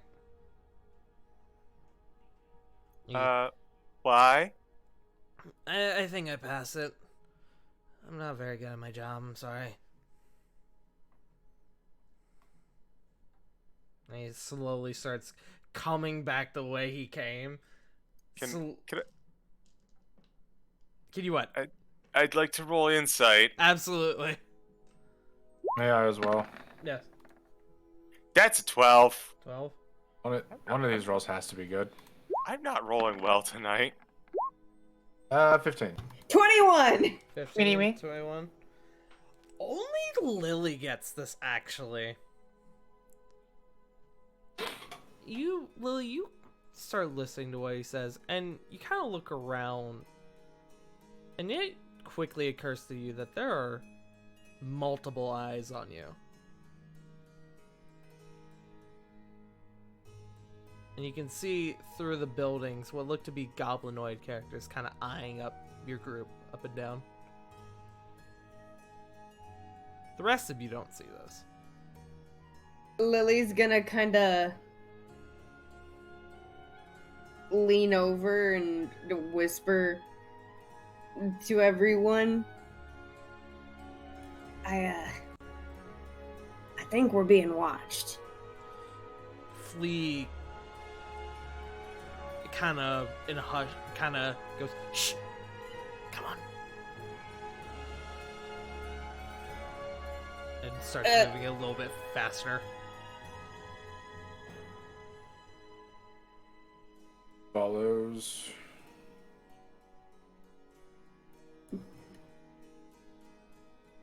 Does everybody follow Following. Flea? Yeah, Lily Yep. would do the zipping her mouth closed and kind of following. Okay.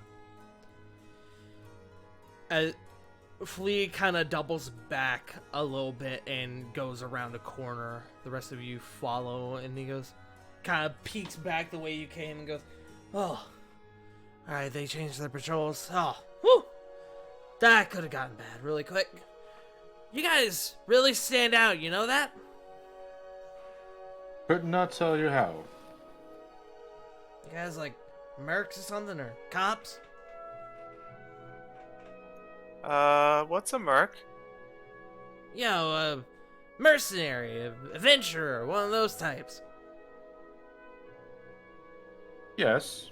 I mean, I would consider us adventurers. Yeah, Oh. we've been called adventurers before. Yeah, you guys gotta be careful. And then mercs around here in the Growler area aren't too fond of them anymore. Jackals have been hiring more and more to stake them out. If you guys aren't careful, you may get in trouble for it. Those guys were eyeing you up, probably gonna jump you if we didn't back up. And he actually peers around again and goes, shit, they're coming! Move! Move!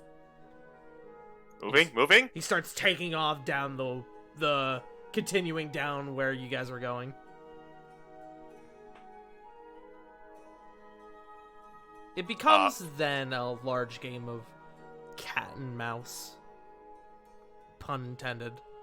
As you guys are constantly having to stop and kind of like hide yourselves away from another group of mainly hobgoblins, but also like goblinoid other creatures who seem to almost be like patrolling the streets now. It takes a lot longer, but eventually you guys do end up at the Alla Prima Tavern. He kind of stops and goes, alright, I think we're in the clear. You guys good from here? Because I'm gonna be real, I'm not taking you back. You guys are dangerous. Yeah, we're pretty dangerous. Look, if you guys make it out of here, just get back to the cable car station as quick as you can. Honestly, I wouldn't want to be here too much longer if I were you. I'd just get your business done and head out.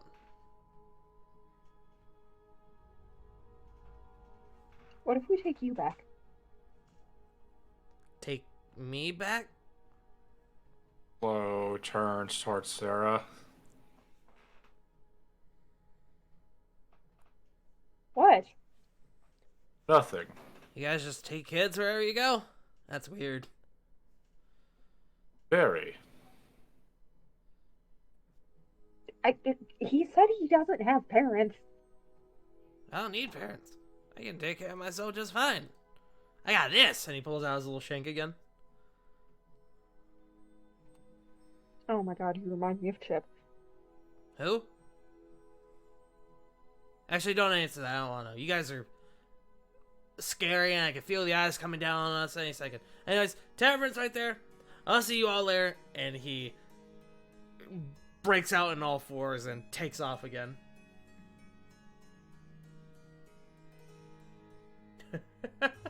Flip.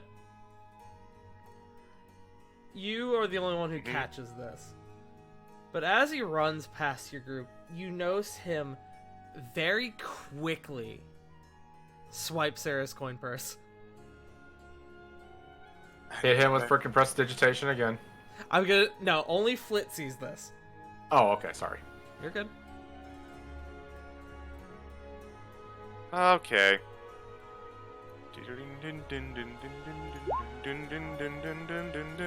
Bramble scramble.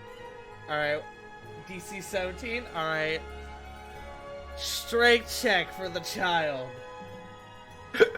It's not lethal, so No. he's just gonna feel really awkward, thankfully. So you catch this, and in a moment you kind of snap your fingers, and this one large branch creeps up from under the ground. Actually, a couple potted plants kind of on the side of some of these shanty houses suddenly grow, and he's like, and then one just snaps out and grabs him and pins him to the wall, and he goes, ah, shit! And he's struggling to get out, but he can't. Flet's just gonna walk over and hold her hand out.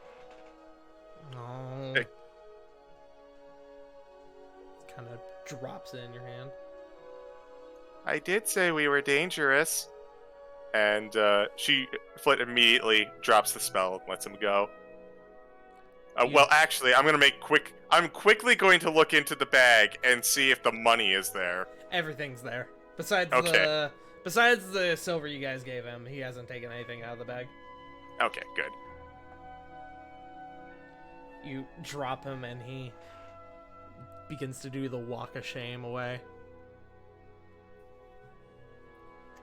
Once he gets around the corner, you Flick kind of watch him Hold on.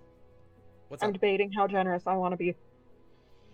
Would you guys think it was nuts of me to give him a gold piece? How generous do I want to be to the child that just stole my coin purse? Attempted.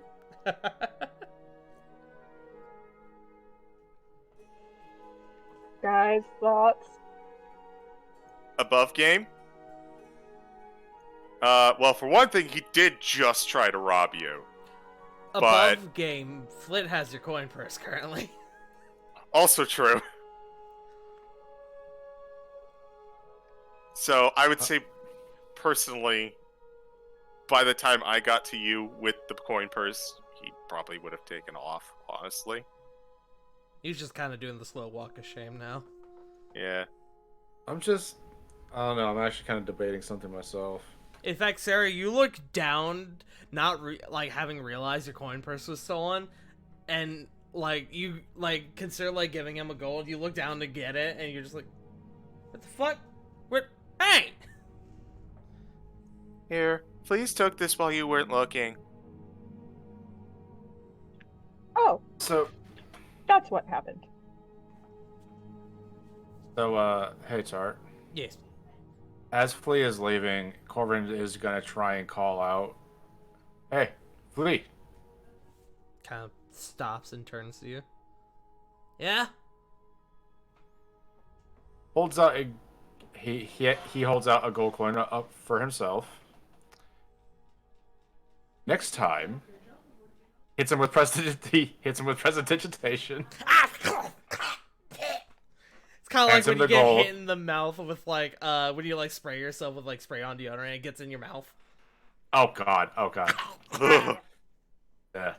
But hits him with that and then kind of tosses a gold coin to him. And The I next cast ti- catapult to launch the coin at Mach speed at the child. No, like an underhand toss. It's like, hey, Tart, I'm gonna give this kid a gold. Also, have you seen X-Men First Class by any chance? Oh God, no! You like toss the coin at him, and he's still like freaking out from the prestidigitation, and it like hits him in the forehead and actually like sticks for a moment, and all of a sudden we have Meowth. Kind of falls to the floor. Oh God! It kind of falls to the floor, and he looks at you, and he kind of bends down, picks up, and in his other hand, he picks up a pile of dirt, just kind of throws it in his face. Just Next time, staring daggers into you. Next time, don't get caught. You can't get, and runs away. Hold on. He Sarah's got begins two to run rations. away, then I'm gonna Sarah give him. says, "Hold on," stops. But you can see he's in like that half crouch, like getting ready to run. Coin in his Sarah teeth. pulls 2 rations from her bag and is going to walk towards him and give them to him. He takes the coin out of his mouth, he puts it somewhere, and he goes, "You know, I can't do my cool, like, 4-legged exit with these in my hand, but thanks." And he does almost like the Scooby-Doo run on his 2 legs as he runs away, or like the Tom and Jerry run. Rations in hand.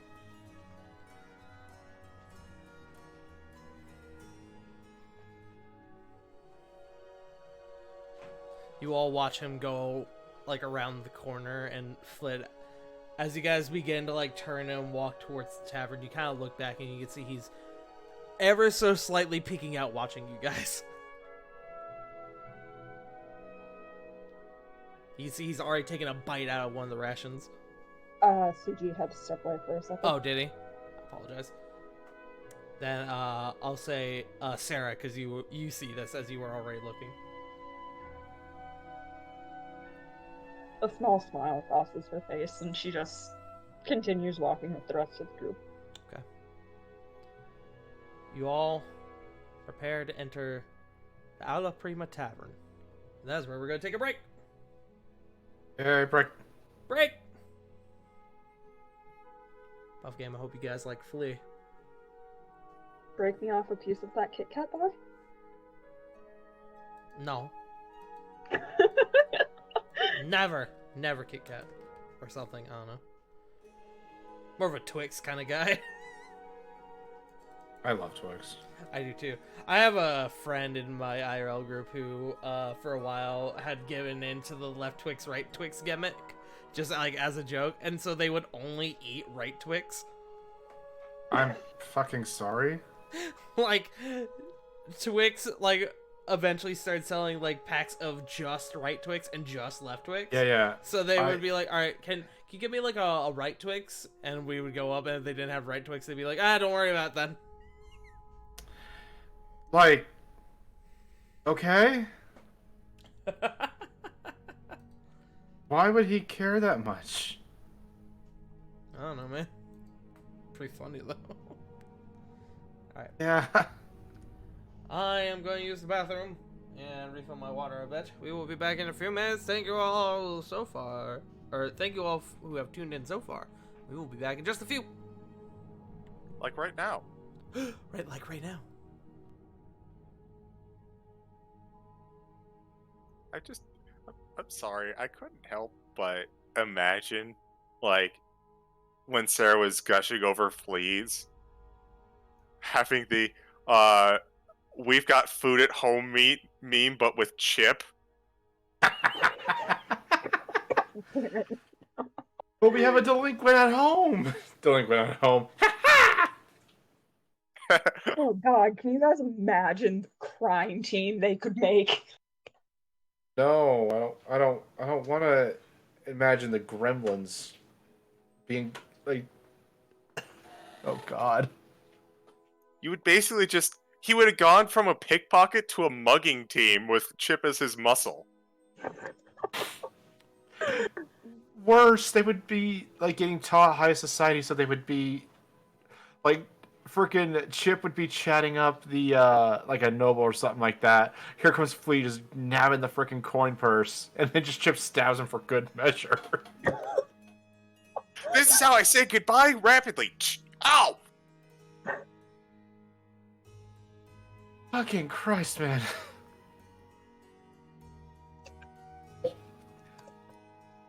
They would fucking corrupt Nexus to no fucking... to, like, not a lot of resistance. See, I think the opposite, actually. I feel like Nexus's overwhelming goodness would just kind of make them feel bad. I don't know. Has that worked on Chip yet? I don't know. Has the what? Chip likes to stab things, but he still has a lot of heart and I loves you in there.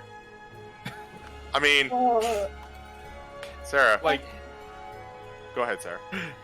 No joke, I just put in my notes. Flea, 10-year-old orphan tabaxi child in Greycott. Tried to rob me, but 10 out of 10, best boy. I will Like- say, go ahead, Joe. but the moment Sarah's like, can we adopt him, I immediately went, are we gonna try to adopt every lowly child we come across? Because, Corey probably would have done the same thing. Yeah, at least until Corey might have done the same thing. At least up until the point where you got robbed. I could see that turning sour real quick. Oh yeah, most definitely. Also, side note, circling quickly back to side and somber note. Chip actually died for his friend. fair enough. That's true. I forgot about that. Got better, though. He did, but he didn't know it at the time. Fair.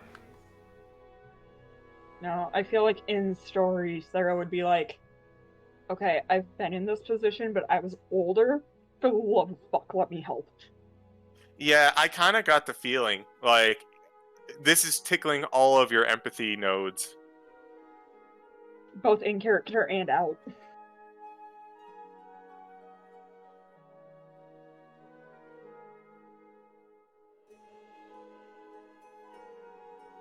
So there's in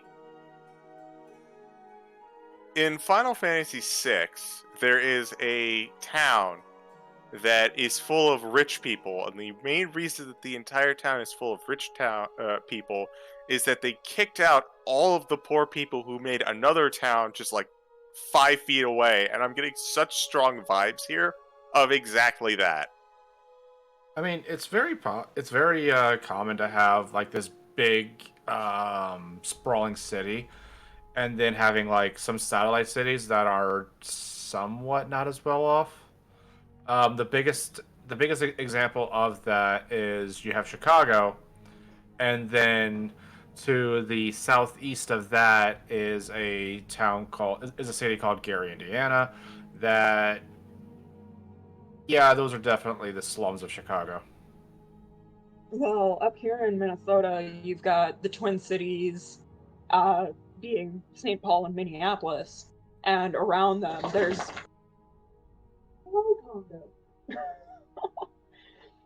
around them there's towns like Shakopee, Blooming Prairie, and others such that are large cities, but not near as large as the Twin Cities.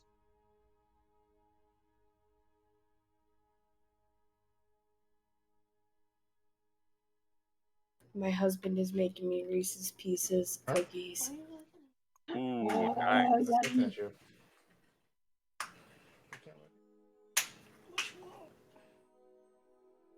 Having 2 monitors for D&D is very different. I'm not sure if I A whole like new it yet. experience. It really is. I'm back. Hello. Hello. Like, I say this as a guy who can't go without 2 screens. You'll Same. never go back. Same. Yeah, it has been great for other things. I can't yet decide if I like it for D&D. It might just be Oh. a thing if I need to figure out how to arrange my stuff, but Probably. I recommend popping your character sheet out and putting it on your second screen so you at least have it available off of the map. oh, see, I've got the map up on my second screen right now. And I've got Discord up on my normal screen, and then my notes and Twitch and all that other stuff on my normal screen. For the record, Sarah, that con save was absolutely to see whether or not you got fleas. I figured. Alright, is everyone back? Roll call, CG. Hola. Tart. Joe. The flea! The flea. River. Oh, Sarah. I want to adopt him. And J Frost still isn't here, unfortunately, so we will continue. Hello, Nug. Ricochet. What the heck was the girl's name? I remember Ricochet and the Flea, but I have no idea what the girl was. That is a good question. Buena girl. Right. No wonder I couldn't remember her name. It's so, like, bland compared to Ricochet and the Flea. Yep. What, Buena girl? Buena girl. Yeah, and her Buena parents. Yep.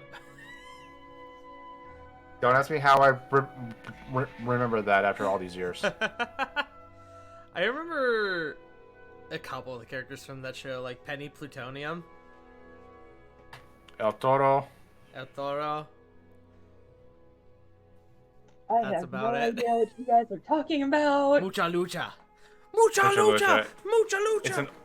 It's an old. It's a cartoon from like the late '90s, early 2000s. It's a way alive. Oh, that would be why. It was interesting. Oh, fucking Snoopy! Alright.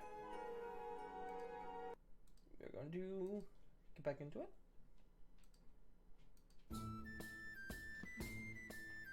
The tavern here, the Alma Prima Tavern, Alla Prima Tavern, excuse me, it's not very large.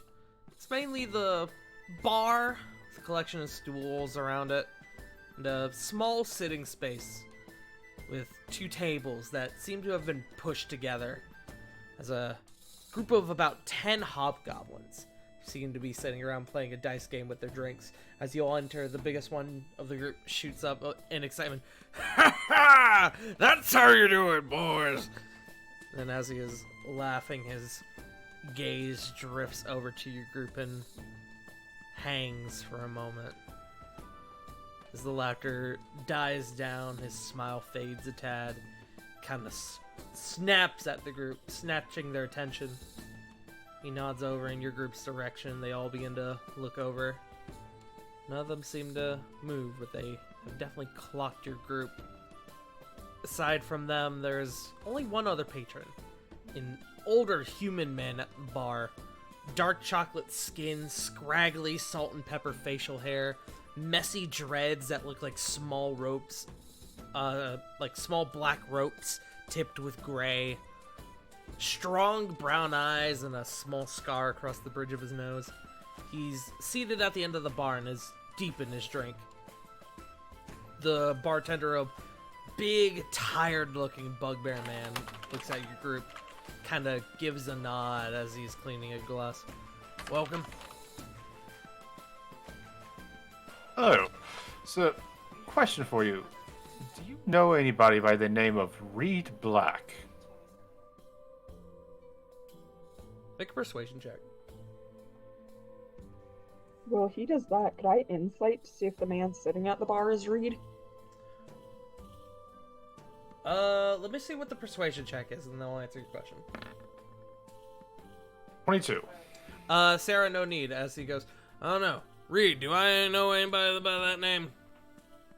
Looking at the man at the end of the bar. Reed kind of looks deeper down into his glass. Kind of just, without looking up, just kind of, his eyes dart over at the bartender. Doesn't say anything. Flit, as you guys are having this conversation, you notice that the group of hobgoblins over near the back are still continuing to eye your group. More specifically, Rovan. Can I get an insight check on that? Yeah, absolutely.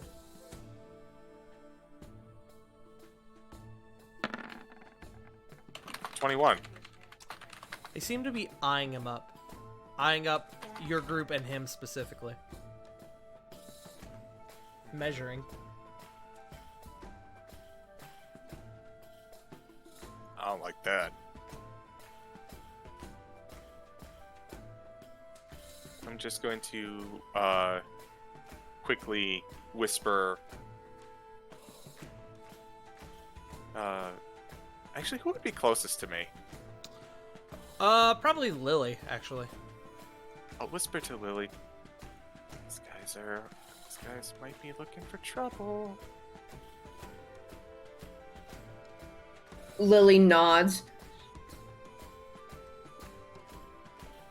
I think it's best we hurry up, get our business done, and get out. You're not wrong.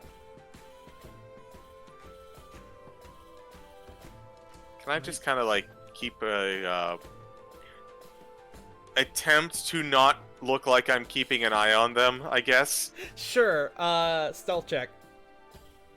Oh, this'll go well. That's a 5. Okay. For sheer shits and giggles. Okay, yep. So, this staring contest from across the bar seems to be taking place. And... God, Nugget! Chill out, bud! That guy's being a whore right now. He, like, just pushed my trash can out of the way to get at me. Dad! Anyways. Reed, who's at the bar, still hasn't, like, looked over at your group yet. He just takes another sip of his drink. Doesn't say anything.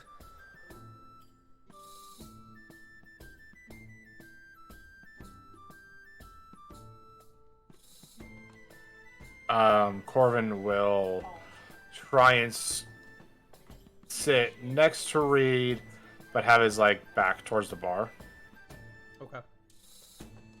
As you sit down, he, without looking at you, his eyes kind of dart towards you once or twice, but without turning his head, he just goes, "You here to kill me?" Depends on what you mean by that.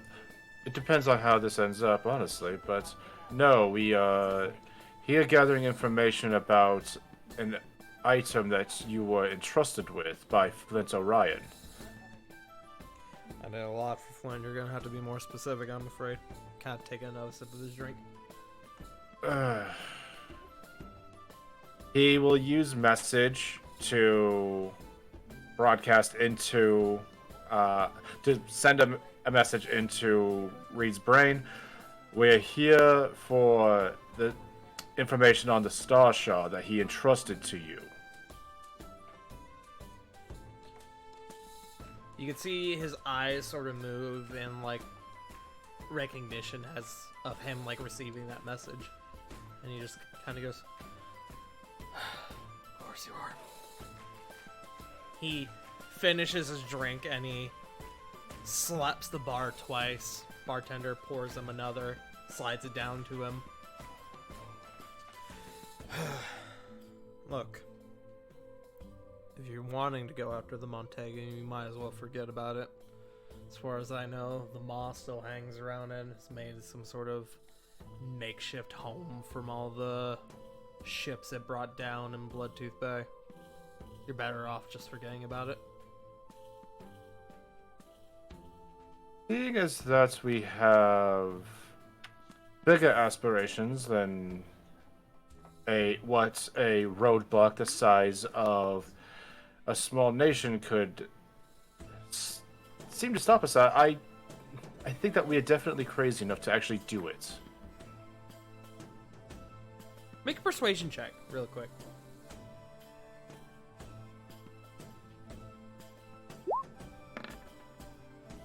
'23. Okay. He sort of thinks for a few moments, I guess. He said Flint sent you? That he did, yes.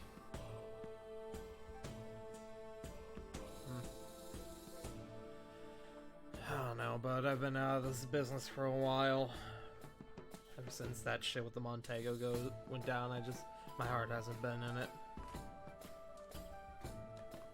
I'm not asking you to set sail once more, I'm just asking for some information. No, trust me. If you're wanting to go out to the Montego, I'm gonna have to come with you. You're gonna need a guide, you're gonna need someone there to make sure you don't get yourselves killed. I assume you all got a ship? Says taking another sip of his drink. Yes. The cruel lady.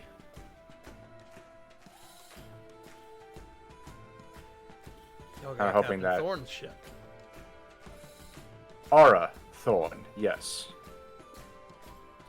As you say that, he finally, for the first time, kind of like looks over at you a little bit. So, the kid up and became a captain herself. He takes a swig of his drink, and as he sort of slams it back down on the counter. And a damn fine one at that. I always knew she had more in her father in her than he originally thought. Frankly, at her rate, she's fit to be a better captain than he ever was.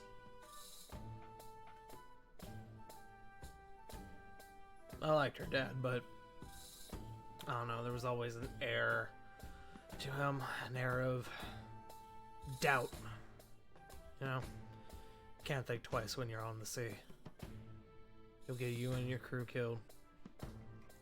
Just like what happened with the Montego. Well, for what I can guarantee you, Aura is the picture-perfect example of confidence. Sort But- of thanks for another moment. Go ahead with what you were gonna say. So, what all happened, if you don't mind me asking? All that we were told was the Maw came in and wrecked the ship. Were you guys able to like steer towards it, or like was this like what was that situation? Make a persuasion check. As he sighs, kind of looks down his drink. 18. Ooh. He looks at you and goes, "It's not as glamorous as you may think. Look, maybe I'll tell you when we're out at sea, but not here. I gotta talk to the king first if we're really doing this." That is fair enough. Flit, as they're having this conversation, you watch as the biggest bugbear, the biggest hobgoblin of the group, the guy who seems to be the leader, kind of nods at the rest of them, and they all slowly begin to stand up, kind of make their way over to your group. Oh dear. They slowly begin to encircle your group, kind of all taking up different posts around the bar, and the big one, along with two by his side, goes up straight to Rovan. And Rovan is big. This guy is about on par with him. They kind of lock eyes, and Rovan goes, "Can I help you?" I was kind of hoping Jay Frost would be here for this, but unfortunate. Oh well, nothing can be done. Stab Rovan. But he goes, "I don't like your attitude, friend. I don't like any of y'all's attitude. Jackals hire you?"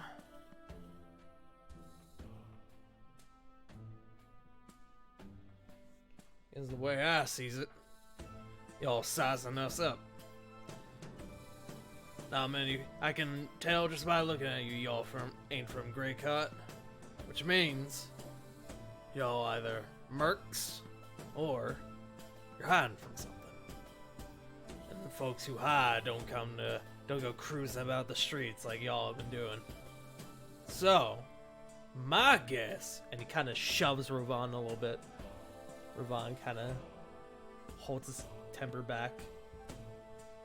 That y'all are mercs hired by the jackals to come and spy on me and my boys.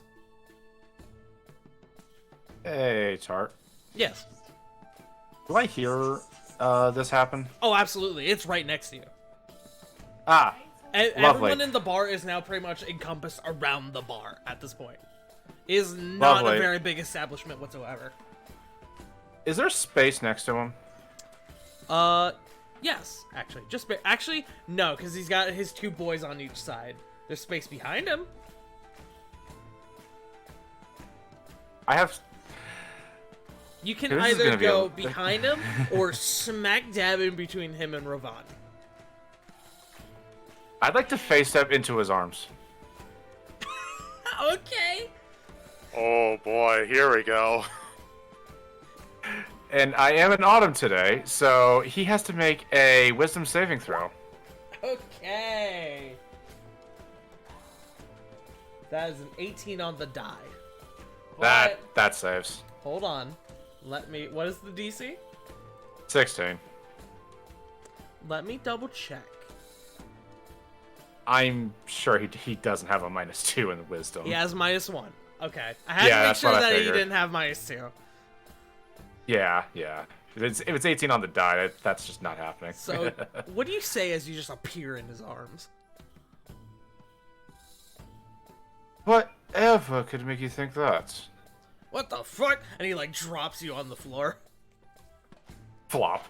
You guys can see a few of them slowly beginning to reach for their weapons. Kind of like, what's the play here?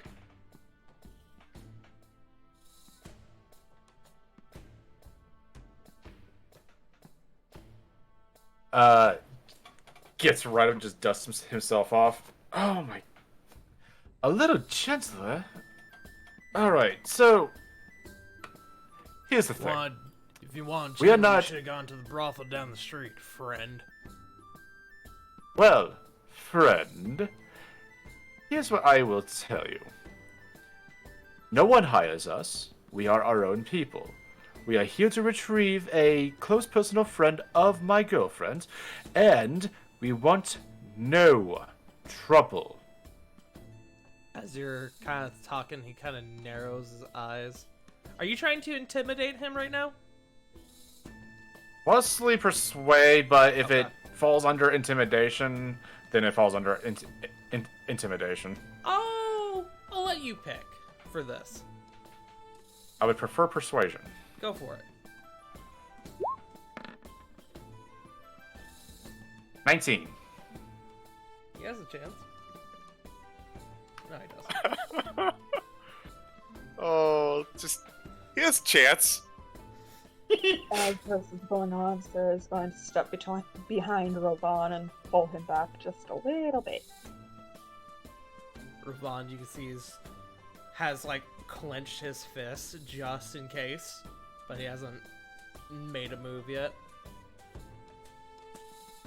Sarah will whisper in her ear, in his ear, on a clenching fist. We don't need to provoke them. He clinches them harder. Corvin, the big bugbear. I keep calling him a bugbear. The big hobgoblin looks at you and goes, huh. Say I believe you. Say I believe you. What? What, you want this, old coot here? Kind of leaning, like, gesturing over to Reed. Who, Yes. hearing that, just kind of takes another sip of his drink. Yes, actually, it's coming upon the anniversary of a friend of his passing, and the daughter of said friend wants to bring. What's the word I'm looking for here? I want to say recommence, but Reunion? get back in. reunion, yeah. She wants to get back in touch, and, well, we decided to take a little side trip. Uh-huh. Huh. I'll tell you what. Regardless, y'all are quite interesting. Very. So I'll tell you what. Take the old coot. Leave now, and we won't have a problem. Don't have to tell me twice. He kind of just like looks towards the group.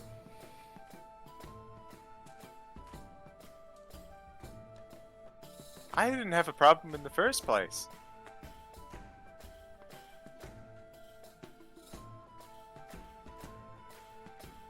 Reed kind of downs the rest of his drink and goes, sounds like that's my cue to leave then. And he stands up. For a moment, he looks like he's going to leave. And then you watch as he turns and in a single movement just cracks the big hobgoblin in the jaw. He clatters to the floor, knocked out cold. And the rest of them kind of are taken aback, like, holy fuck. And Reed just kind of cracks his neck, cracks his knuckles, and goes, fucking asshole.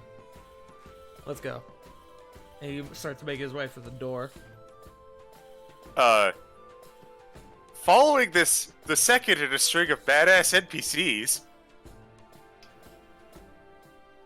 Yep, following. Willie just kind of slowly blinks and follows. You can see the rest of them kind of seeing that, they kind of back off a bit, seeing their boss just getting downed in a single punch. And he, as you guys slowly begin to make your way out, he kind of starts, dazed, starts beginning to come to again. He goes, what the fuck was that? Ah! Kind of checking his jaw. You guys make your way out. That's where I'm going to change the music again.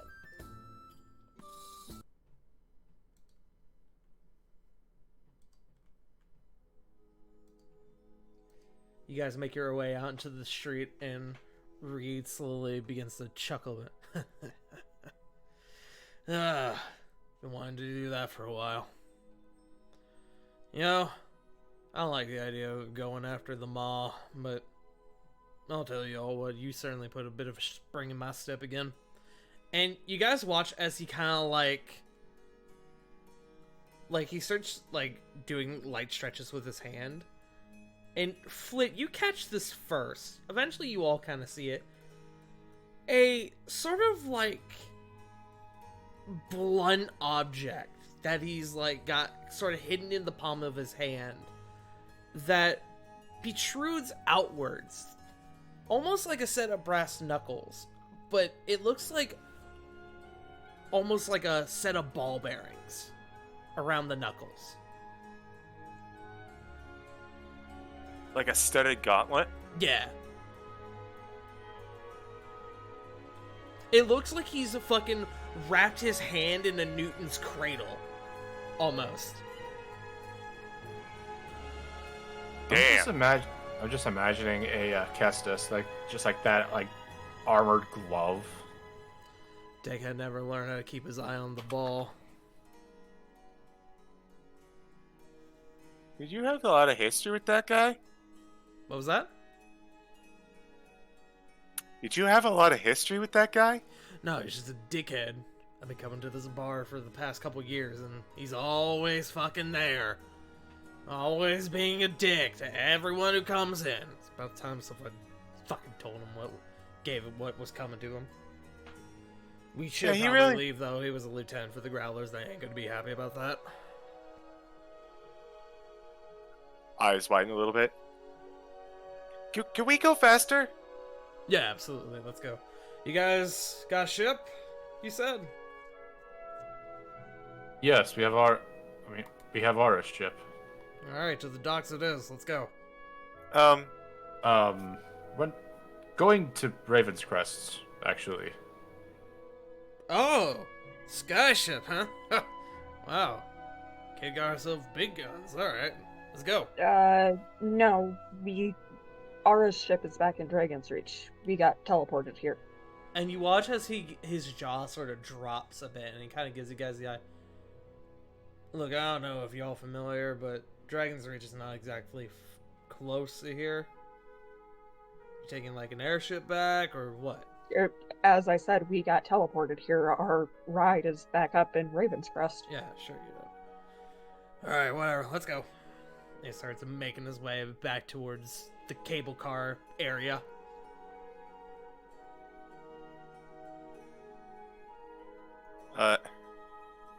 Is teleportation really that weird? Just kind of looking at the group. I didn't think so. Corbin?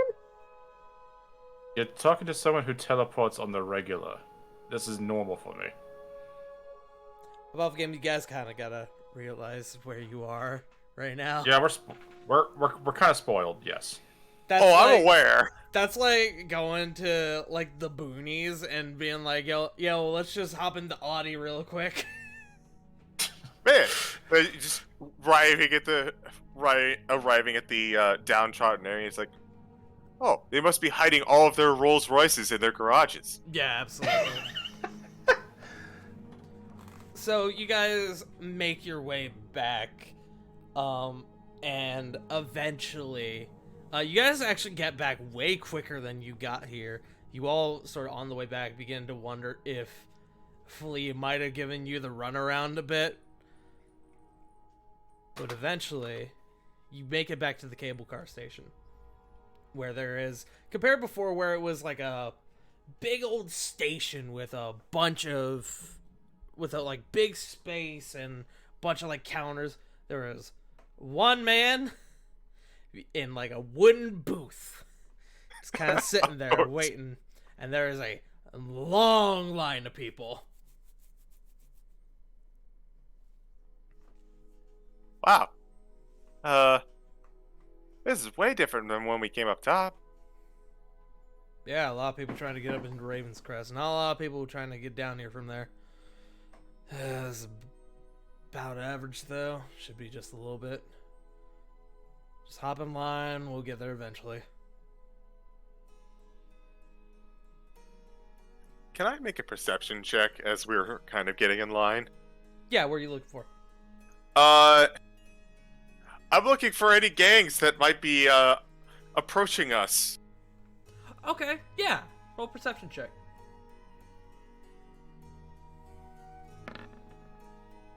$20.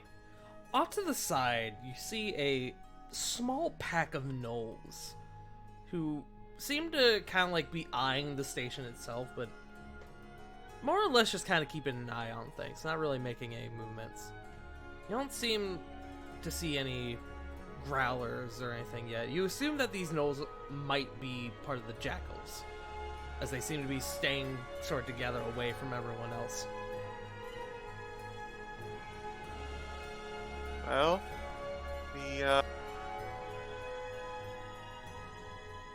the growlers don't seem to be here at the moment. We have some jackals, but I don't think they're the ones that are going to be making a scene.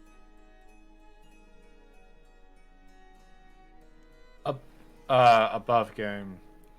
Was it the jackals that were charging businesses for protection money, or was that the howlers? It was the growlers. What The you guys growlers, know so okay. far is that the growlers in their turf were shaking businesses down for protection money. You're kind of in a neutral zone, though. This is like around the plateau itself, like back across the wooden bridges. From what you heard, though, the jackals apparently have been hiring more and more mercenaries.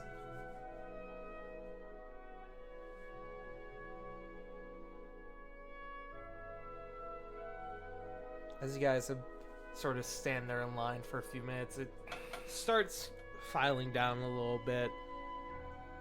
A few people start hopping in line behind you guys. It actually is beginning to move rather quickly.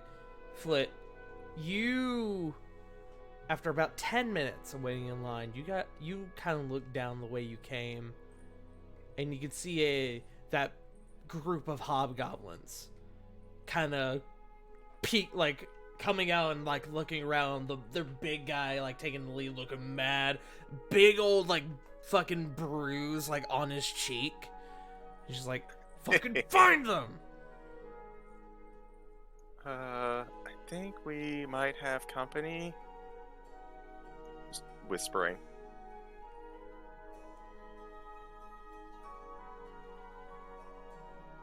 Reed kind of looks over and sees them and goes, shit, that was fast. Getting faster. And he kind of looks up and he sees the cable car just now arriving at the station, and he goes, change of plans. Any y'all got magic? Me? Depends on what you need. You got Pass Without Trace?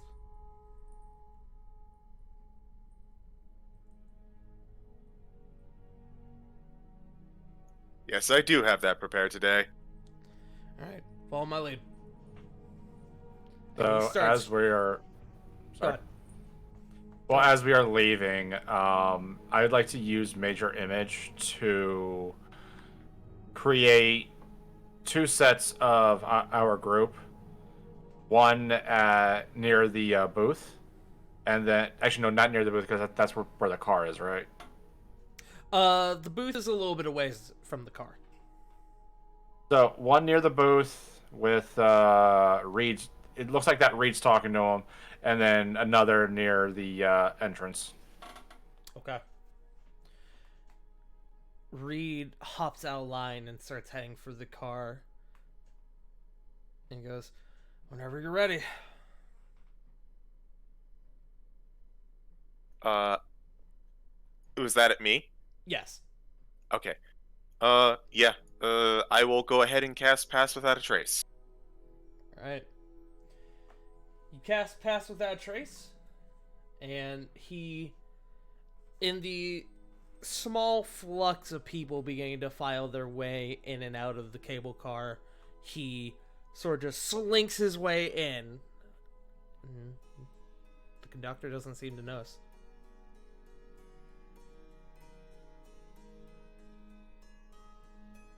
Is this a check for all of us to go in?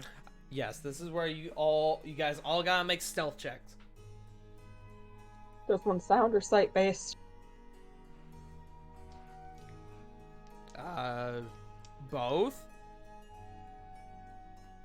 So I assume the boots do not give me advantage. Well, they give you advantage regardless. Oh. Okay, the thing I had seen said only on sound based. Good to know. No, the boots give you advantage on all checks, but they make it so that your movement also doesn't cause sound. I got a nat okay. 1. 27. Well, let's pass without a trace. I have a 29. That one, huh? 20. Yeah. I forgot Pass Without a Trace, so that's a 37 for me. Here's the thing, though, Lily. Even with that nat 1, it's still a 19. Oh my god! Because it's plus Got a 10. little pass without- Damn, you got a really high stealth, too. Let me roll I for do. Ravonda. I think hers and mine are the highest of the group.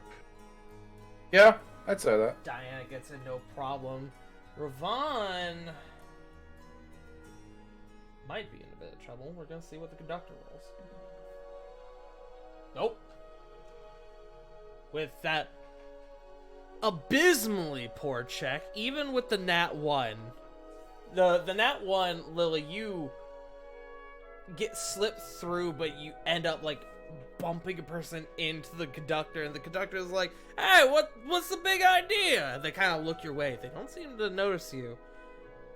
And this is a different conductor from the before. It's still a Furbolg man, but it's a different one from before. And the person goes, I'm so sorry. I'm so sorry. That someone bumped me. It was an accident. Fucking. Alright, just watch it. Watch it. And he starts like checking his pockets, like, fucking. Still got my coin purse. Fucking God. Doesn't seem to have noticed you, Lily. Rovan takes the opportunity to slip in as well, and your group manages to get inside. Corvin, you quickly look over and you see that the big hobgoblin has noticed the two groups. It's like, what the fuck? Damn it! I'm gonna make a check for him really quick. Okay.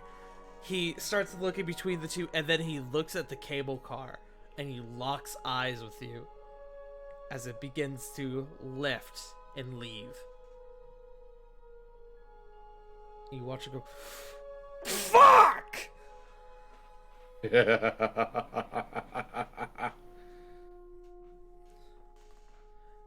Puffgame rolled a nat 20 on his perception check.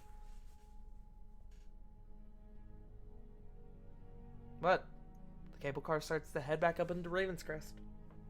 And you watch the conductor kind of like start counting people, as there are 6 more people than he originally intended. And he's just kind of like, huh. Kind of shrugs. Goes back to what he's doing.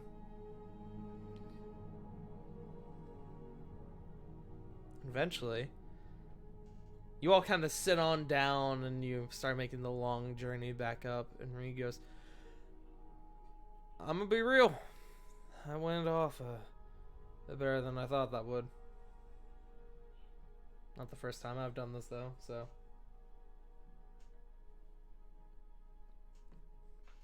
Well,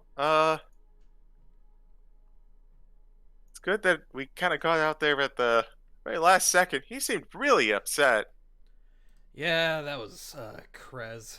Krez is lieutenant for the Growlers. He can handle himself in a fight when he knows when one's coming. Kind of a glass jaw, though, surprisingly. What's the term? Glass cannon, I think is what it's called. You dish out of it, but he can't fucking take one. That just seems to be very unfortunate for someone who's in a gang situation. Yeah, absolutely. That's why he's always got his boys with him. Not that they did much good, as you saw. Yeah, only he spotted us. You'd think with like 10 people, at least one of them would be able to see more than just us. He just kind of shakes his head. Well, regardless. At least we're out of there. So, tell me more about how we're getting to Dragon's Reach. And eventually you all end up back in the cable car station in Ravenscrest. What do you guys want to do? Well, we have what we came here for.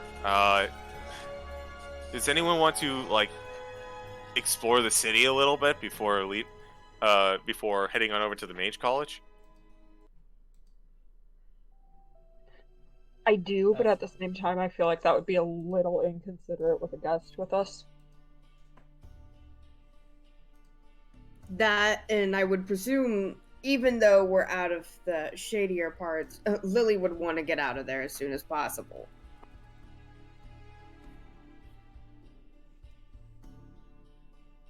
True. Fine by You me. guys know what to do afterwards.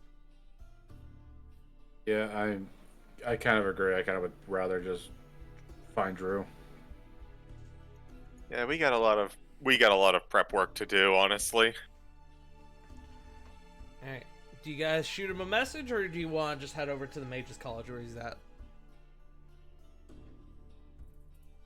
Yeah, I'll shoot him a message real quick. I got some spell slots left. Alright. What do you say to him? Picked up what we came for. We're just gonna be waiting outside the college. Hope you're having a decent afternoon. We almost got robbed. After a moment, he goes, I did tell you to be careful. I'll be out in just a few moments, and thank you for being considerate. It is a good afternoon.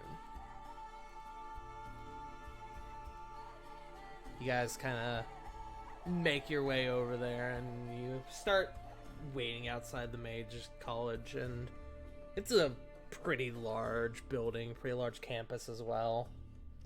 Campus, quote unquote. And after about 20 minutes, Drew kind of makes his way out of the front gate, and he looks at you all and he goes, "Mr. Black, good to see you." And Reed goes, "Not sure we're familiar, but good to see you too." Drew goes, "You all ready to go?" I think so. We'd really like to not get robbed. Yeah. I would have grabbed Flea, but otherwise, yes. Flea? The person who tried to rob us. Oh, I see. He was a 10-year-old child. He also tried to rob us. You see Reed go, "Oh, the children there are the worst. Don't trust them for a second." Let me guess, he put on the whole guide shtick, huh? Yep. Yeah, I hope you paid him well, otherwise he would have led you to a whole little litter of them, all armed with sticks and water balloons filled with piss. That sounds You know- right unpleasant. Yeah. He almost tried that. Alright, if he didn't do that, you must have tipped him well, at least. What was it? We gave him 2 silver? He quoted us 12 copper and we gave him 2 silver, yeah. Kinda, yeah, that sounds about right. Well, regardless, I think it's kind of nice being out of dump for a bit. So, yeah, sure, let's go on a cruise. Drew kind of goes, "Alright, so should I just send us back to the cruel lady or the city itself?" I mean, I don't have anything to do in the city. Actually, I do. I have something I need to pick up before we leave. I mean, we're gonna want our stuff too. That's a good point. Yeah, that too. Then I'll tell you what. Whoever wants to go back to the castle and get their things first, stand off to the right, and everyone else will head just directly for the cruel lady. I doubt Otto's ready for her journey yet anyway, so. No, not for another day or two. So this is where I ask, who wants to go directly to the castle and who wants to go to the cruel lady? Reed's gonna stand with Drew to go to the cruel lady. Well, Lily will go back to the castle to get her stuff. Sarah will too. Fine. I've got the one with the bag of holding, so I kind of need to go there regardless. Okay, so it seems like everyone wants to go to the castle, so I'll just make it easy and just say, Drew goes, "Well, it looks like you're the only one, Mr. Black," and Reed goes, "Yeah, it's been a while since I was in Dragon's Reach. I wouldn't mind to walk throughout the sea. Let's just go back to wherever." And Drew goes, "All right," and word of recall, and you all are back in Dragon's Reach. Back in the castle.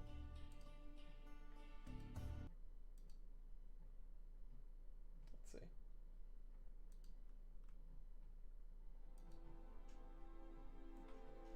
You all slowly move and begin to gather your stuff again, and Reed is just kind of looking around the big old chamber you guys are in. It's just like, nice digs. I think I've been here at the castle before.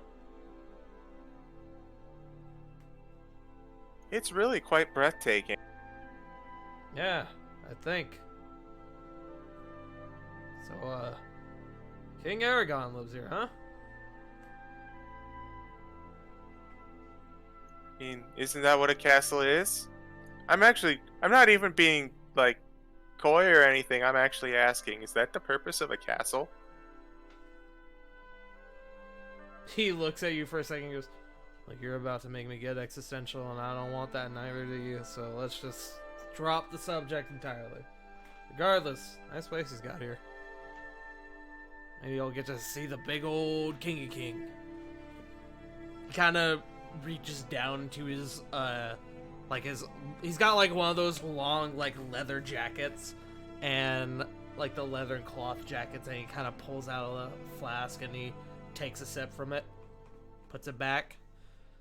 You guys begin to sort of go and recollect your things. And everyone can re-add the stuff they took out from their inventory. Meanwhile, I strangled my dog because he's being a bitch. Big pup. Being a whore. Stinky.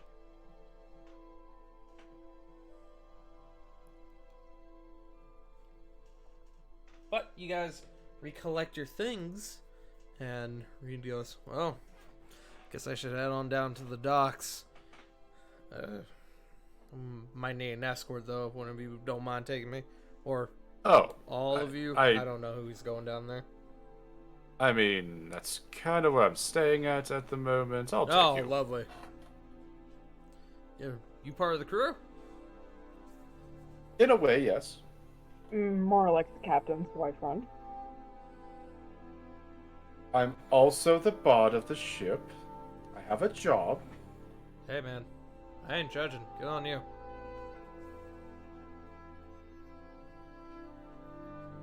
I mean, It was either me or somebody that they actually had to pay for, so I'll take it. Look, I ain't seen the kid in a long time, but she's got good taste. That's all I'll say. You don't have to butter me up. Get enough of that already. So here's where I will ask, who is all heading down to the cruel lady? Yo. Well, I will point out Lily will make her way there, but she would probably want to stop and let Genia know that she was going to be heading out soon. Well, I will clarify, you guys aren't setting sail yet. I can just tell you that above game, because Ara is not ready. I mean, ours still has a giant engine she has no idea how to work to install. Yeah. The proton engine is still getting installed, and they haven't finished plotting their course for Bloodtooth Bay yet, so... You guys got time. Okay. Then yeah, Lily will just head that way too then. This is more or less, does anyone want to see Reed Black and Ara Thorne meet up again for the first time in years? Or if anyone just wants to go see Ara. Sarah has to pick up her dragon hide armor, and then she'd be heading to the docks probably. Easy enough to do on the way. Lily's gonna go to the boat with Corvin, because I don't think Lily has actually met Ara. Buff game? I don't think so. No, I never went with Corvin to the docks. Yeah, I don't think so. So, yeah, alright. Rovan would go just because he's curious about how this whole thing's gonna end up. Flit, what about you?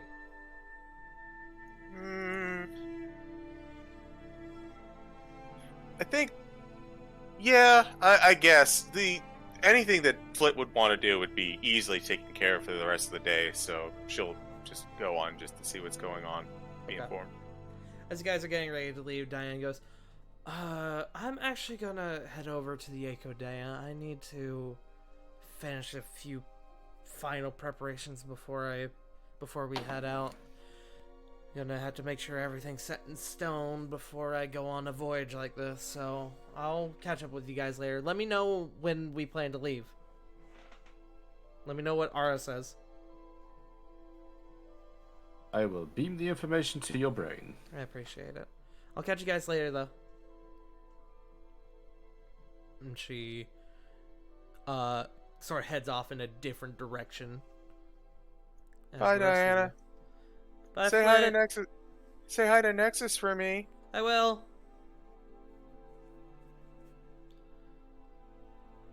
You guys Nexus is separate. doing okay.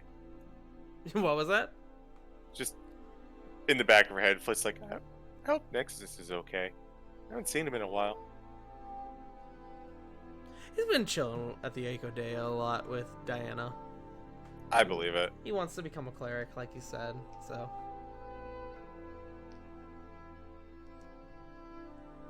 Yes, Nug, I know. Chill. That guy's being a big old whore today. Anyways.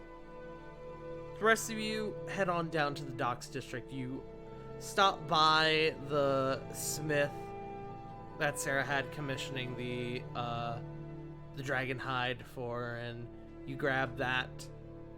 The dragon hide will give you resistance to fire damage.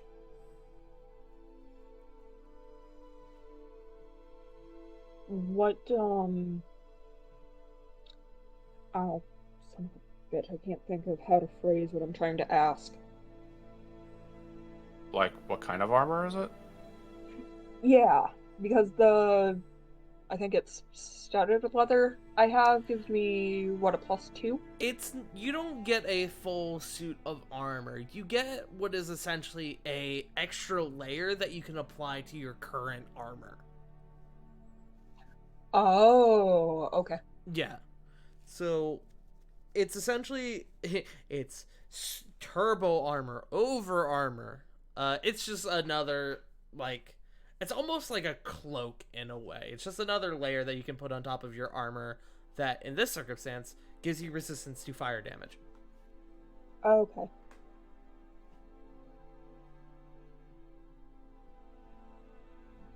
Shut up, CG. I see you. Drag on. Apply directly to the armor. Drag on. Apply directly to the armor. You guys head on over to the docks district, and you make your way onto the Cruel Lady. Let me, real quick.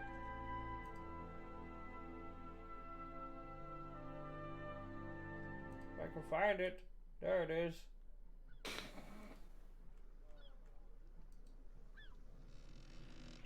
You guys make your way onto the deck. Smitty is over swabbing, and you guys kind of all, like, walk onto the ship, accidentally make, like, another mess. He goes, come on, I just mopped over there.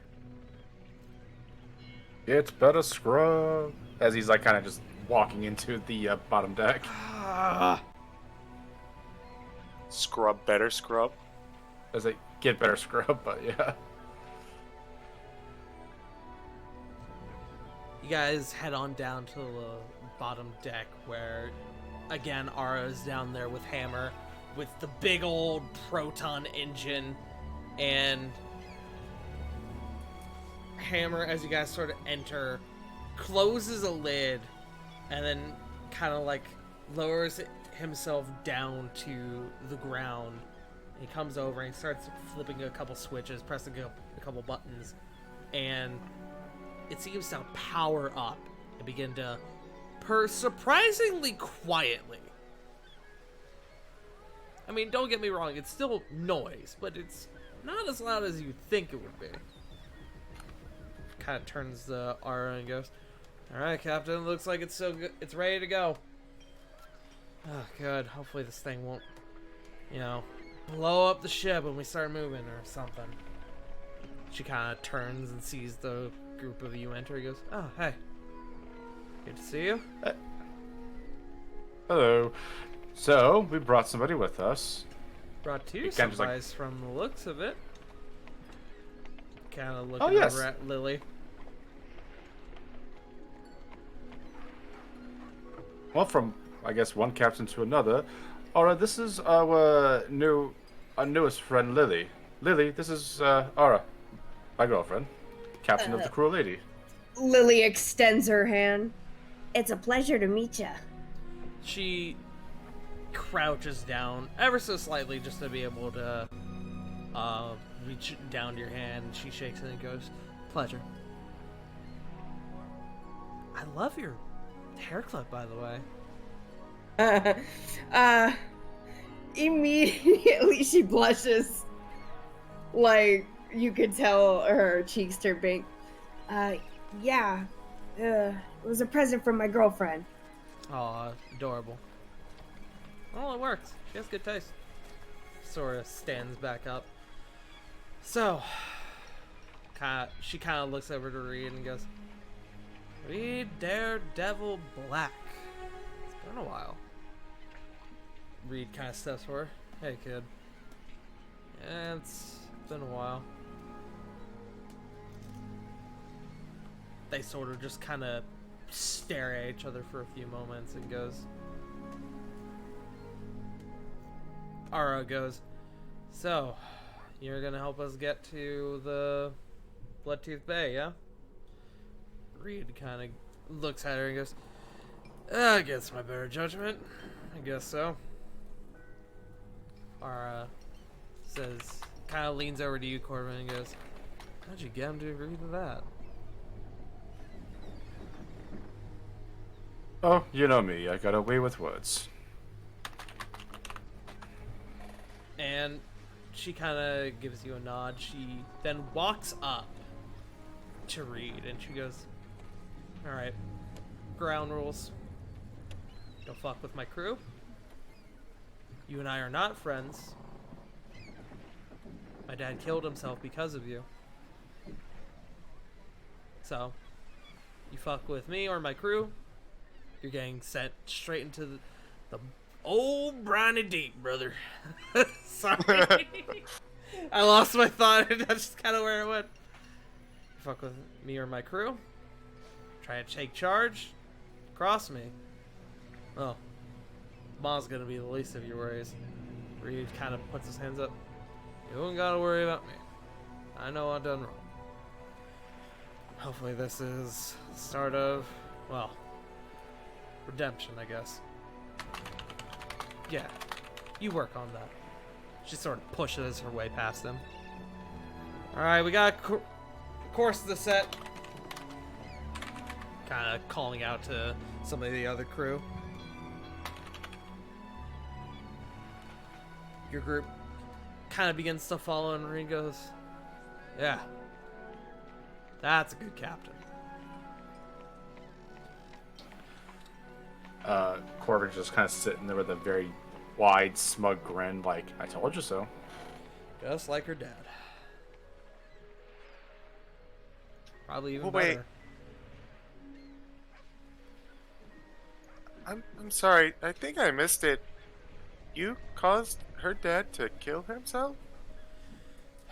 I Indirectly. Oh. After Go ahead. after we sort of grew apart, him and I both sort of lost our luster. Eventually I resorted to, well, drinking. Both sort of went our own ways.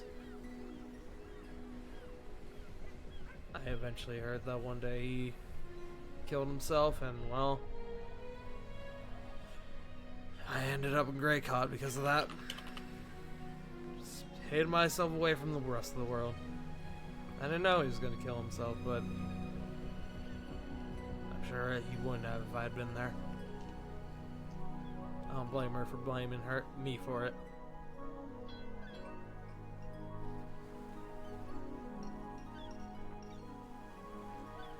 Sorry, I'm just writing. You're good.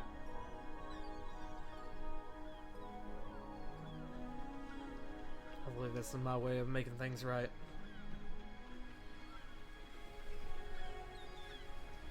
Some part of me hopes you do. Well, if I don't, at least I'll get a quick death. Actually. Hey, thanks for a moment. Nah, no, I wouldn't. No, you won't. No, not at all. Well. Oh, well. Let's plan a course. He starts to make his way up. The rest of you follow, and Ara, Reed, and Beef all begin the process of plotting out a course. Ara turns to the rest of you after some time and goes, alright, well, we've been getting ready already. Just gotta do a couple last preps. You guys want to come back tomorrow? I think we'll be good to go. Ready to set sail. We'll be heading out early, so don't party too hard tonight. Dream of it. Yeah, I definitely like to stay as cognizant as possible when we sail. I just kind of looked nervously at the boat. Ravon goes, only a little bit of drinking.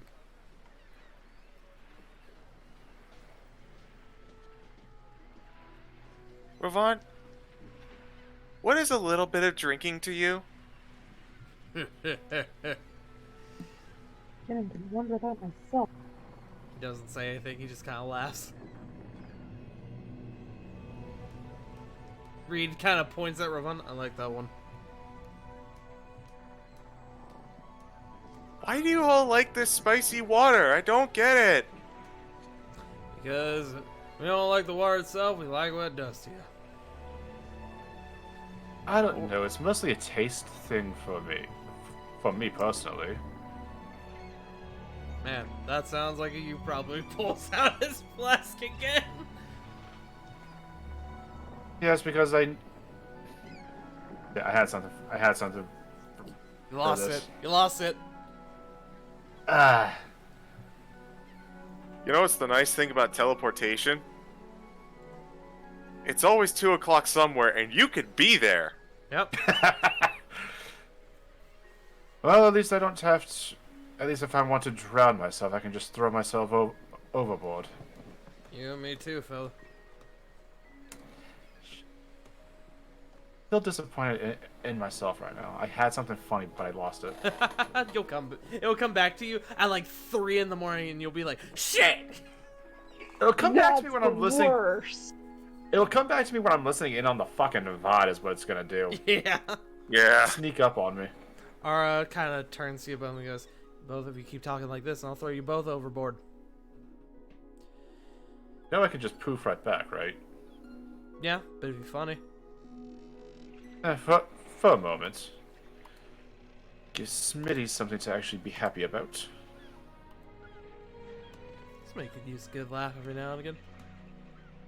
She kind of Sometimes looks over at Smitty, who has just finished mopping, and Ari goes, missed the spot. He goes, ha.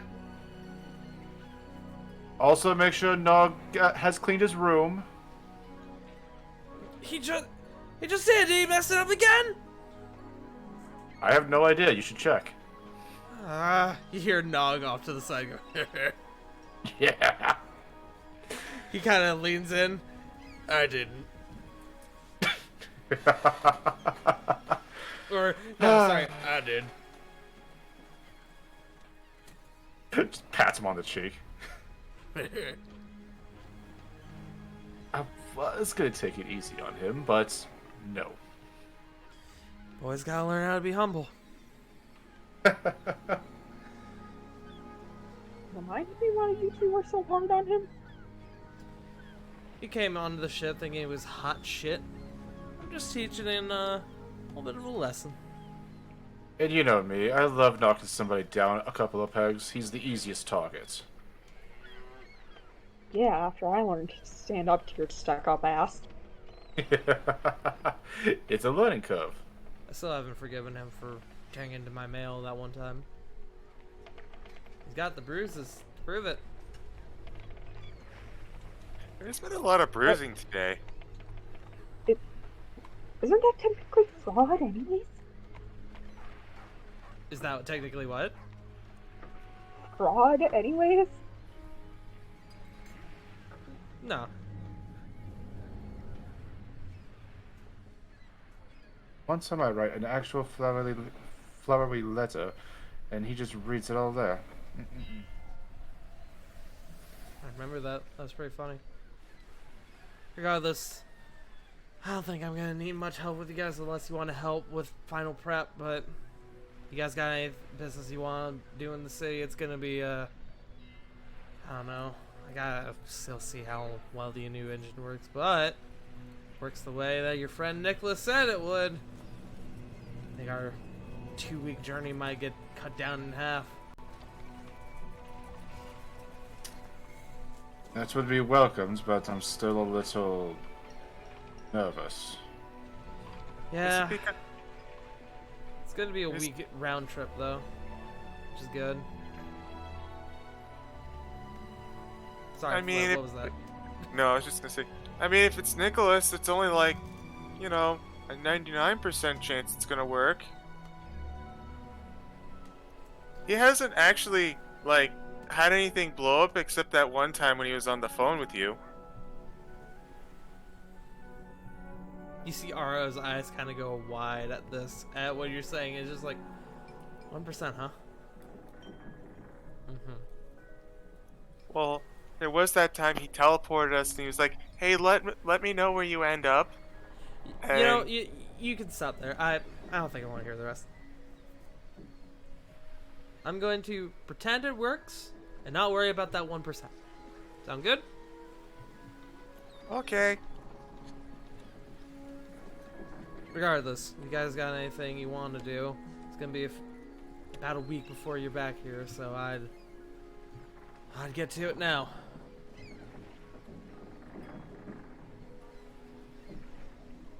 Or if you're dicks, you could. We're back here after we get it and leave me and the rest of the crew to sail back, but you know, I'll only judge you slightly if you do that. I don't think Corvin would allow us to do that. I was actually thinking Corvin might be the one who pushes for that. He does like teleporting. Why would I leave them out to dry? Because you like teleporting. I just said that. You must not hear very well. She nudges you, Corvin, and goes, "Oh, you leave me and you'll be the one out to dry." Months of build-up would definitely be ruined in a moment.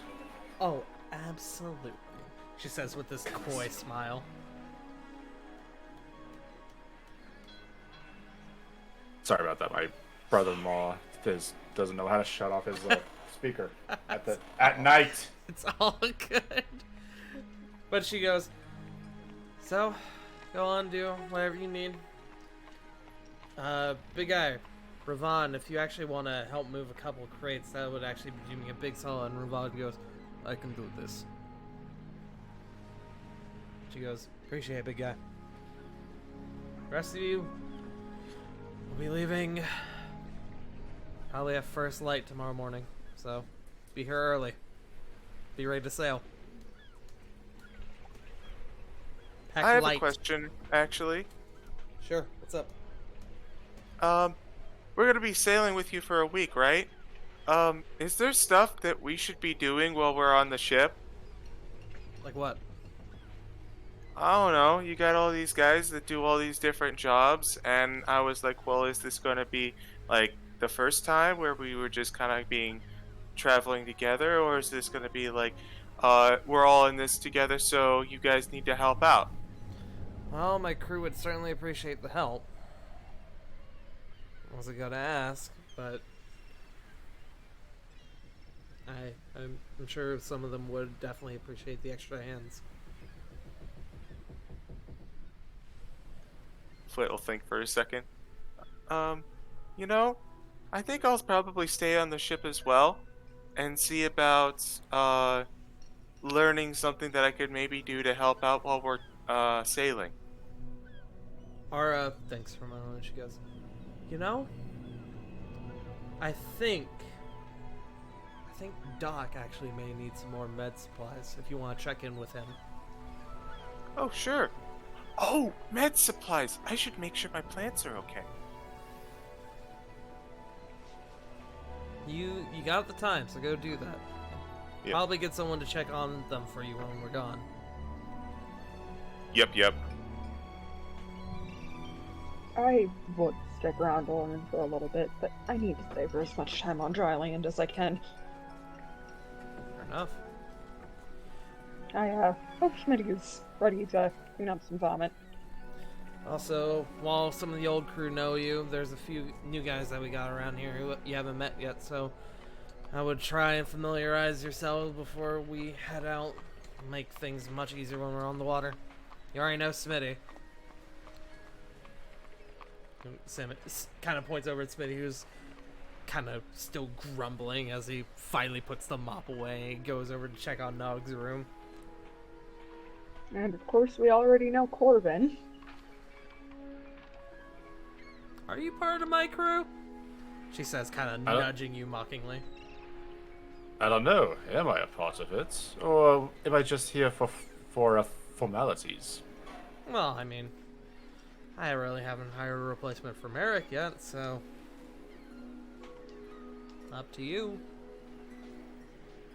I would love to entertain the crew. They're actually surprisingly easy to talk to. They really are, aren't they? They're good folks. Probably the best family I've ever had.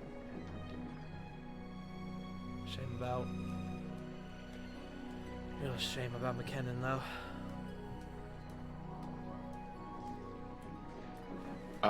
Above game because I can't remember for anything. Which one was McKinnon again? McKinnon was the first mate.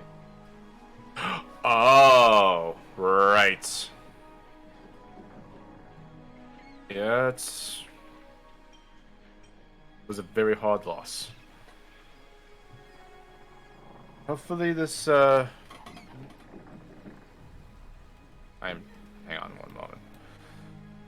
Hopefully, hopefully Gavin will prove to be a suitable, a good replacement. He's always done right by me, so we'll see if he's up to the task. You see Gavin kind of off to the side already beginning to give like some of the crew orders. You all see a old, like, dense turtle man kind of come up next to him. He's got like an eye patch on and he's got like a long pipe, and he goes, where do you need the set of the crates of rations? And Gavin goes, try to fit them in the bottom deck. We don't got as much room down there now with the new engine, but see if you can fit them down there.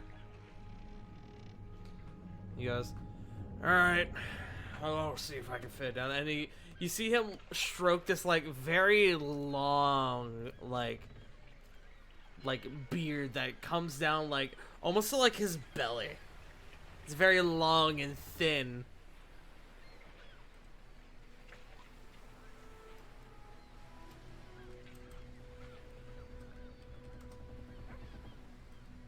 But what you guys like to do?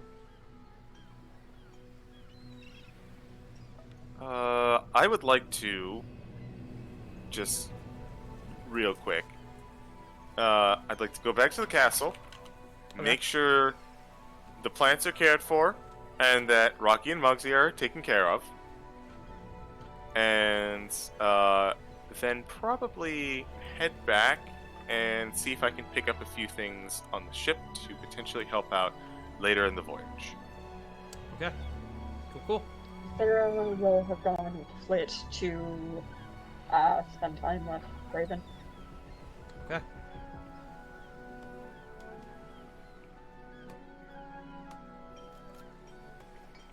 What about the rest of you?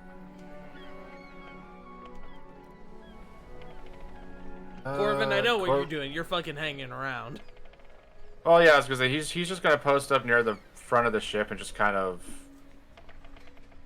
play his guitar, kind of get a few scales in. Yeah. Lily, I think I know what you're gonna do too. Yeah, of course. I'm gonna go stay my last night with Genia and Okay. enjoy my night with her, because she'll know that I'm gonna be leaving for like a week. So. Okay.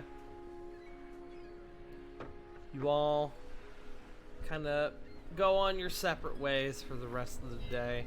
Ravon stays around to help with a few final things, help like move a few crates, help move mainly moving crates. But Lily, you go over and you actually realize that Genia is about to get off of work, or you assume she is at least, and So you go over to the store, to the tailor's, right as she's actually like coming out with Gretzia and is locking up. They seem to be having a discussion. They haven't noticed you yet. Lily kind of clears her throat. They both kind of look at you, and Jeannie goes, "Oh, hey!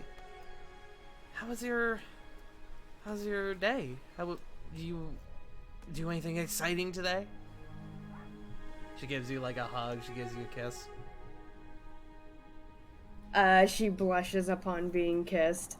I mean, nothing too interesting today. No? Well, guess I'll have to change that then. And she takes you by the hand. And I'm gonna leave that there. And let you do with that information what you will. Rest of you, is there anything in specifically you would like to do before the night comes to an end? It is like evening at this point. It's probably about 5:36ish. So some of like the daytime businesses are sort of wrapping up for the day.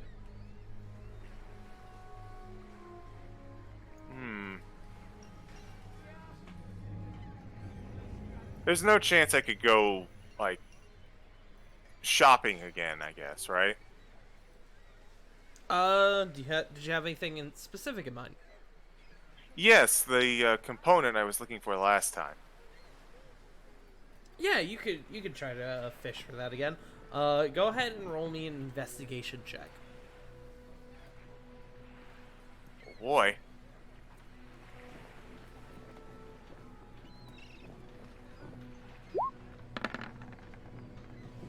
$11. 11. You sort of start making your way throughout town, and quick. Okay. You start making your way throughout town, kind of checking some of the stores that are still open, hoping to find a place that has the something with a dragon engraving on it. And eventually you come over to a little trinket shop. And you go, maybe, just maybe, this will have something that I could use. And you go inside and you start kind of scouring the shop. And you find that there is, within it, a bowl. This very nice, like, golden bowl that on like all of the way around the base has like a long like Chinese dragon kind of engraved in on it. Ooh, that actually sounds dope. You pick it up and you think, this is probably exactly what I need. It's almost convenient how well this, or how nice this is. This is exactly what I need. It's almost it's almost convenient how convenient this is. No, I mean, for us it was maybe like 5 minutes. For Flint, it was probably most of the day and also the day before. Yeah. I'll go up to the shopkeep. The shopkeep is this big old bugbear, kind of similar to the one you actually saw in the Alla Prima Tavern, actually. Like, he's built the same. He's very tired looking, but he's like this very like big fluffy bugbear, and he goes, "Find anything of interest?" Yes, I was interested in purchasing this bowl here. Bowl, huh? Mm-hmm. Kind of hand it to him, and he kind of starts looking over. Oh yeah, somebody brought this in about a month ago. They didn't have any use for it, and I said, I could probably fetch a pretty penny for this. He kind of sets it down, and he starts looking at it, and he goes, "We'll say, because of the craftsmanship, $5.50.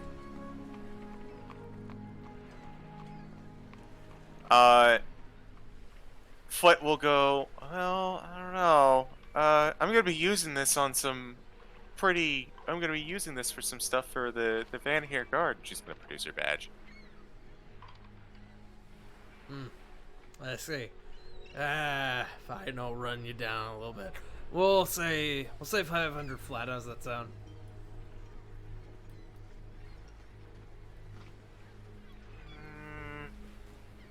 Okay. I want to haggle, but Flit doesn't haggle. She doesn't know it.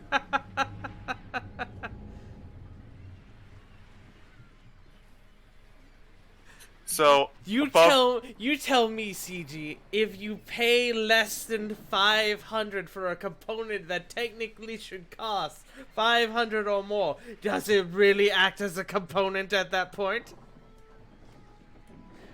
Things to think about. Sure, I'll remember that question and what the answer to it might be when and if I'm going to giving Hope a 300 gold piece diamond. We're not gonna find that in Barovia. Yeah, you're not. Anyways, you can haggle if you want.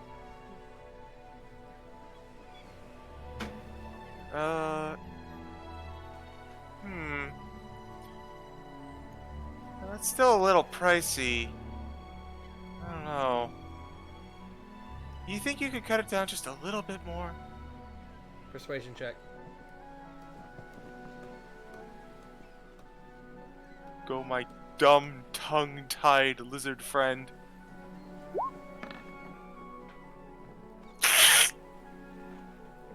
That's a 7. He goes, on top of the discount I already gave you, no, I'm afraid I can't. Alright. I do admire your gumption, though.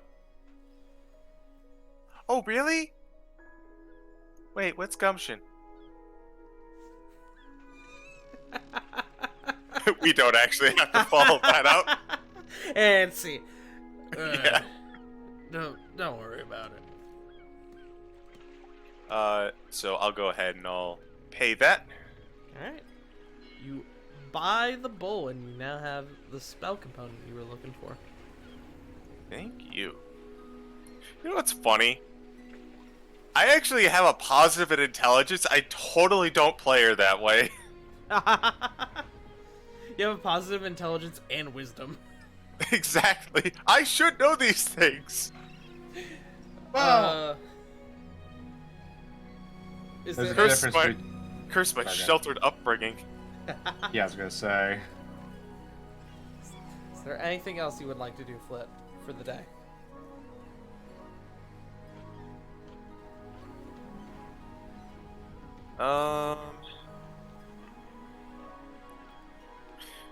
There's something Flit would like to do, but probably... You know what? Yeah, there's something she'd like to do, but not today. I think she'd like to actually take care of that on the boat.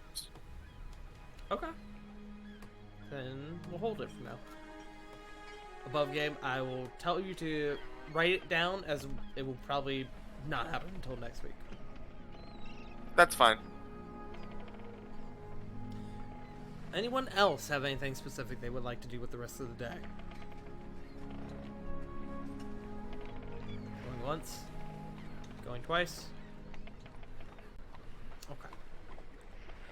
With that, you guys sort of finish gathering whatever other materials you need to for your journey. You gather whatever resources you may need. Kind of let the Van Heer Guard know what's going on, and Drew comes up to those left in the castle. He would come up to, he'll actually come up to Flit. And he'll go, by the way, I prepared a couple scrolls for you all for this journey you're going to be on. As I know you all are going to be doing, some underwater trekking. So I prepared this for you. Scroll of water breathing. And this. This is a custom scroll I made. This will cast freedom of movement on up to 8 people.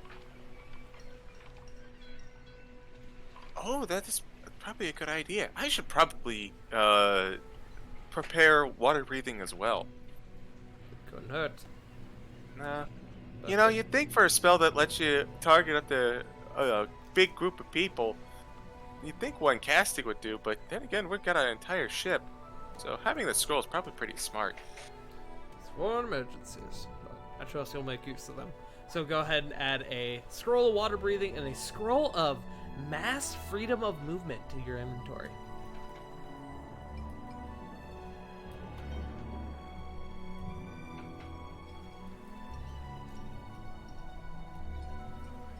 Got it. Alright. As for me, I probably won't be up there to see you off in the morning, so I wish you all the best. Keep us updated, alright? Will do. You'll probably hear from Corvin sooner than I would expect, honestly. Kind of nods. And everyone kind of bunks down and finds their way into a long rest. Next morning, bright and early, you all stumble your way over to the Cruel Lady and find your way aboard. Where Ara goes, alright, sailing off. Final preparations get underway, and deep below the deck, the low rumbling of the proton engine gets louder. And soon you guys are on your way, pulling out from the ports of Dragon's Reach. And that is where we're going to end for tonight. Yeah, You good guys- session, good session. As you guys sail south towards Bloodtooth Bay. Thank you all for joining us tonight. Hope you all enjoyed our little session. Hope you all had fun. Let's start off with, I don't have as many to choose from today. J Frost didn't end up showing up, so I'm going to have to berate him for that later. Let's start off with Joe. Where can people find you? You can find me at Twitter at TheJoeMojo, where I repost a bunch of nonsense, and updates for my streams at twitch.tv/JoeMojo, where I am the host of MNW Firing Line, a recap show of the Multiverse Nexus wrestling shows, Friday Night Flashbang, and Warzone. So come see us Thursday at 8 o'clock Eastern Standard Time. I will go ahead and throw it to River. Hi, you can find me over at twitch.tv/wickedriver97, where tomorrow I have my Curse of Strahd game also. I'm not as cool as CG, but I do have fun with my group. So speaking of, hi, CG. Oh, thanks for throwing me this potato. Thank you, River, for the fine compliment. But you are also pretty cool. You can find me nowhere because I'm not much for social media, but you can find me here every Monday, obviously, for the Shattered Sun. Every other Tuesday for the Curse of Strahd, of which I DM, which tomorrow is an on day. Yes! And you can also find me over on Jack the Questionable's channel every Thursday for Legends of Ambria. The party has decided to run down a few loose ends. And you know, your parents tell you this at the very beginning, but don't take sweets from strangers. Don't talk to strangers. Words to live by. Which, Words to live by. Which, frankly, is bullshit, because then how could you buy literally any sweets ever, because they're all strangers. Amazon. That's the worst kind! You're buying That's the it kind you from don't know. The strangers you don't know rather than strangers you do know. I do know a whole bunch of strangers, that's true. Like my good friend Sarah. Catch! They can find me at twitch.tv/wolfstalker16. Streaming has slowed down a little bit again. I can't get the motivation for it. I'm trying to get going back on a schedule, and that is harder than I thought. But I'm also still promoting my best friend Taylor. Coco actually went to the trainers yesterday. So far she seems to be doing good. Taylor is still fundraising because only half of the payment has been made. She still needs. Actually, I'm not even sure how much she still needs, but she still needs the rest of the money to be able to pay for the rest of. Oh my gosh. To be able to pay for the training. My head hurts. I'm gonna stop talking. Man, what a Sorry. mood, honestly. We're all kind of there. Yeah, I'm done. And then there's just me, I guess. Well, we unfortunately did not have J Frost here tonight. I also misspoke earlier when I mentioned he was going to be late for the next 2-3 weeks. I went back and read, and he said the next 2 to 3 months. So we're gonna have to work our way around that. He unfortunately did not show tonight, but he does still have plans to join us in the games for the next few months while the whole work situation goes down. Hopefully he will be here next week. But you can find him at twitch.tv/jfrost747, where he is a good boy and he plays the Swouse. Wow. Swouse. Also, he plays the co-host for Firing Line as Robbie Slick. Ah, yes, that's true. That's true. But then Based on stairs, it's not Robbie Slickback. Nope, just Robbie Slick. Because you gotta say a pimp named Slickback for that. Forward. But then there is also me, I guess. You can find me here at twitch.tv/fartingtart, where tomorrow we have the Curse of Stromboli, where I'm gonna beat up an old lady who gave me a pie for reasons. And this week I'm buckling down. I'm finally gonna play Psychonauts 2. I'm gonna do it. It's gonna happen. No, don't take Maxies. No pulling back on. I'm playing Psychonauts 2 this week. I promise. Sure about that. I promise, Joe. I promise, or else. But we're gonna raid someone.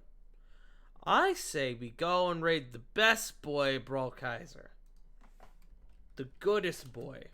Sounds good to me. Good as the beans. The goodest of beans. Go show him a little bit of love. Let him know who sent you. We will be back I almost said next year. Next week, where we will be doing another episode of War of the Shattered Sun. Thank you all so much for joining us. And remember, as always, Black Lives Matter, Trans Lives Matter, Asian Lives Matter, and most importantly, you matter. We love you all, and we'll see you all next week. Bye-bye! Bye! See ya.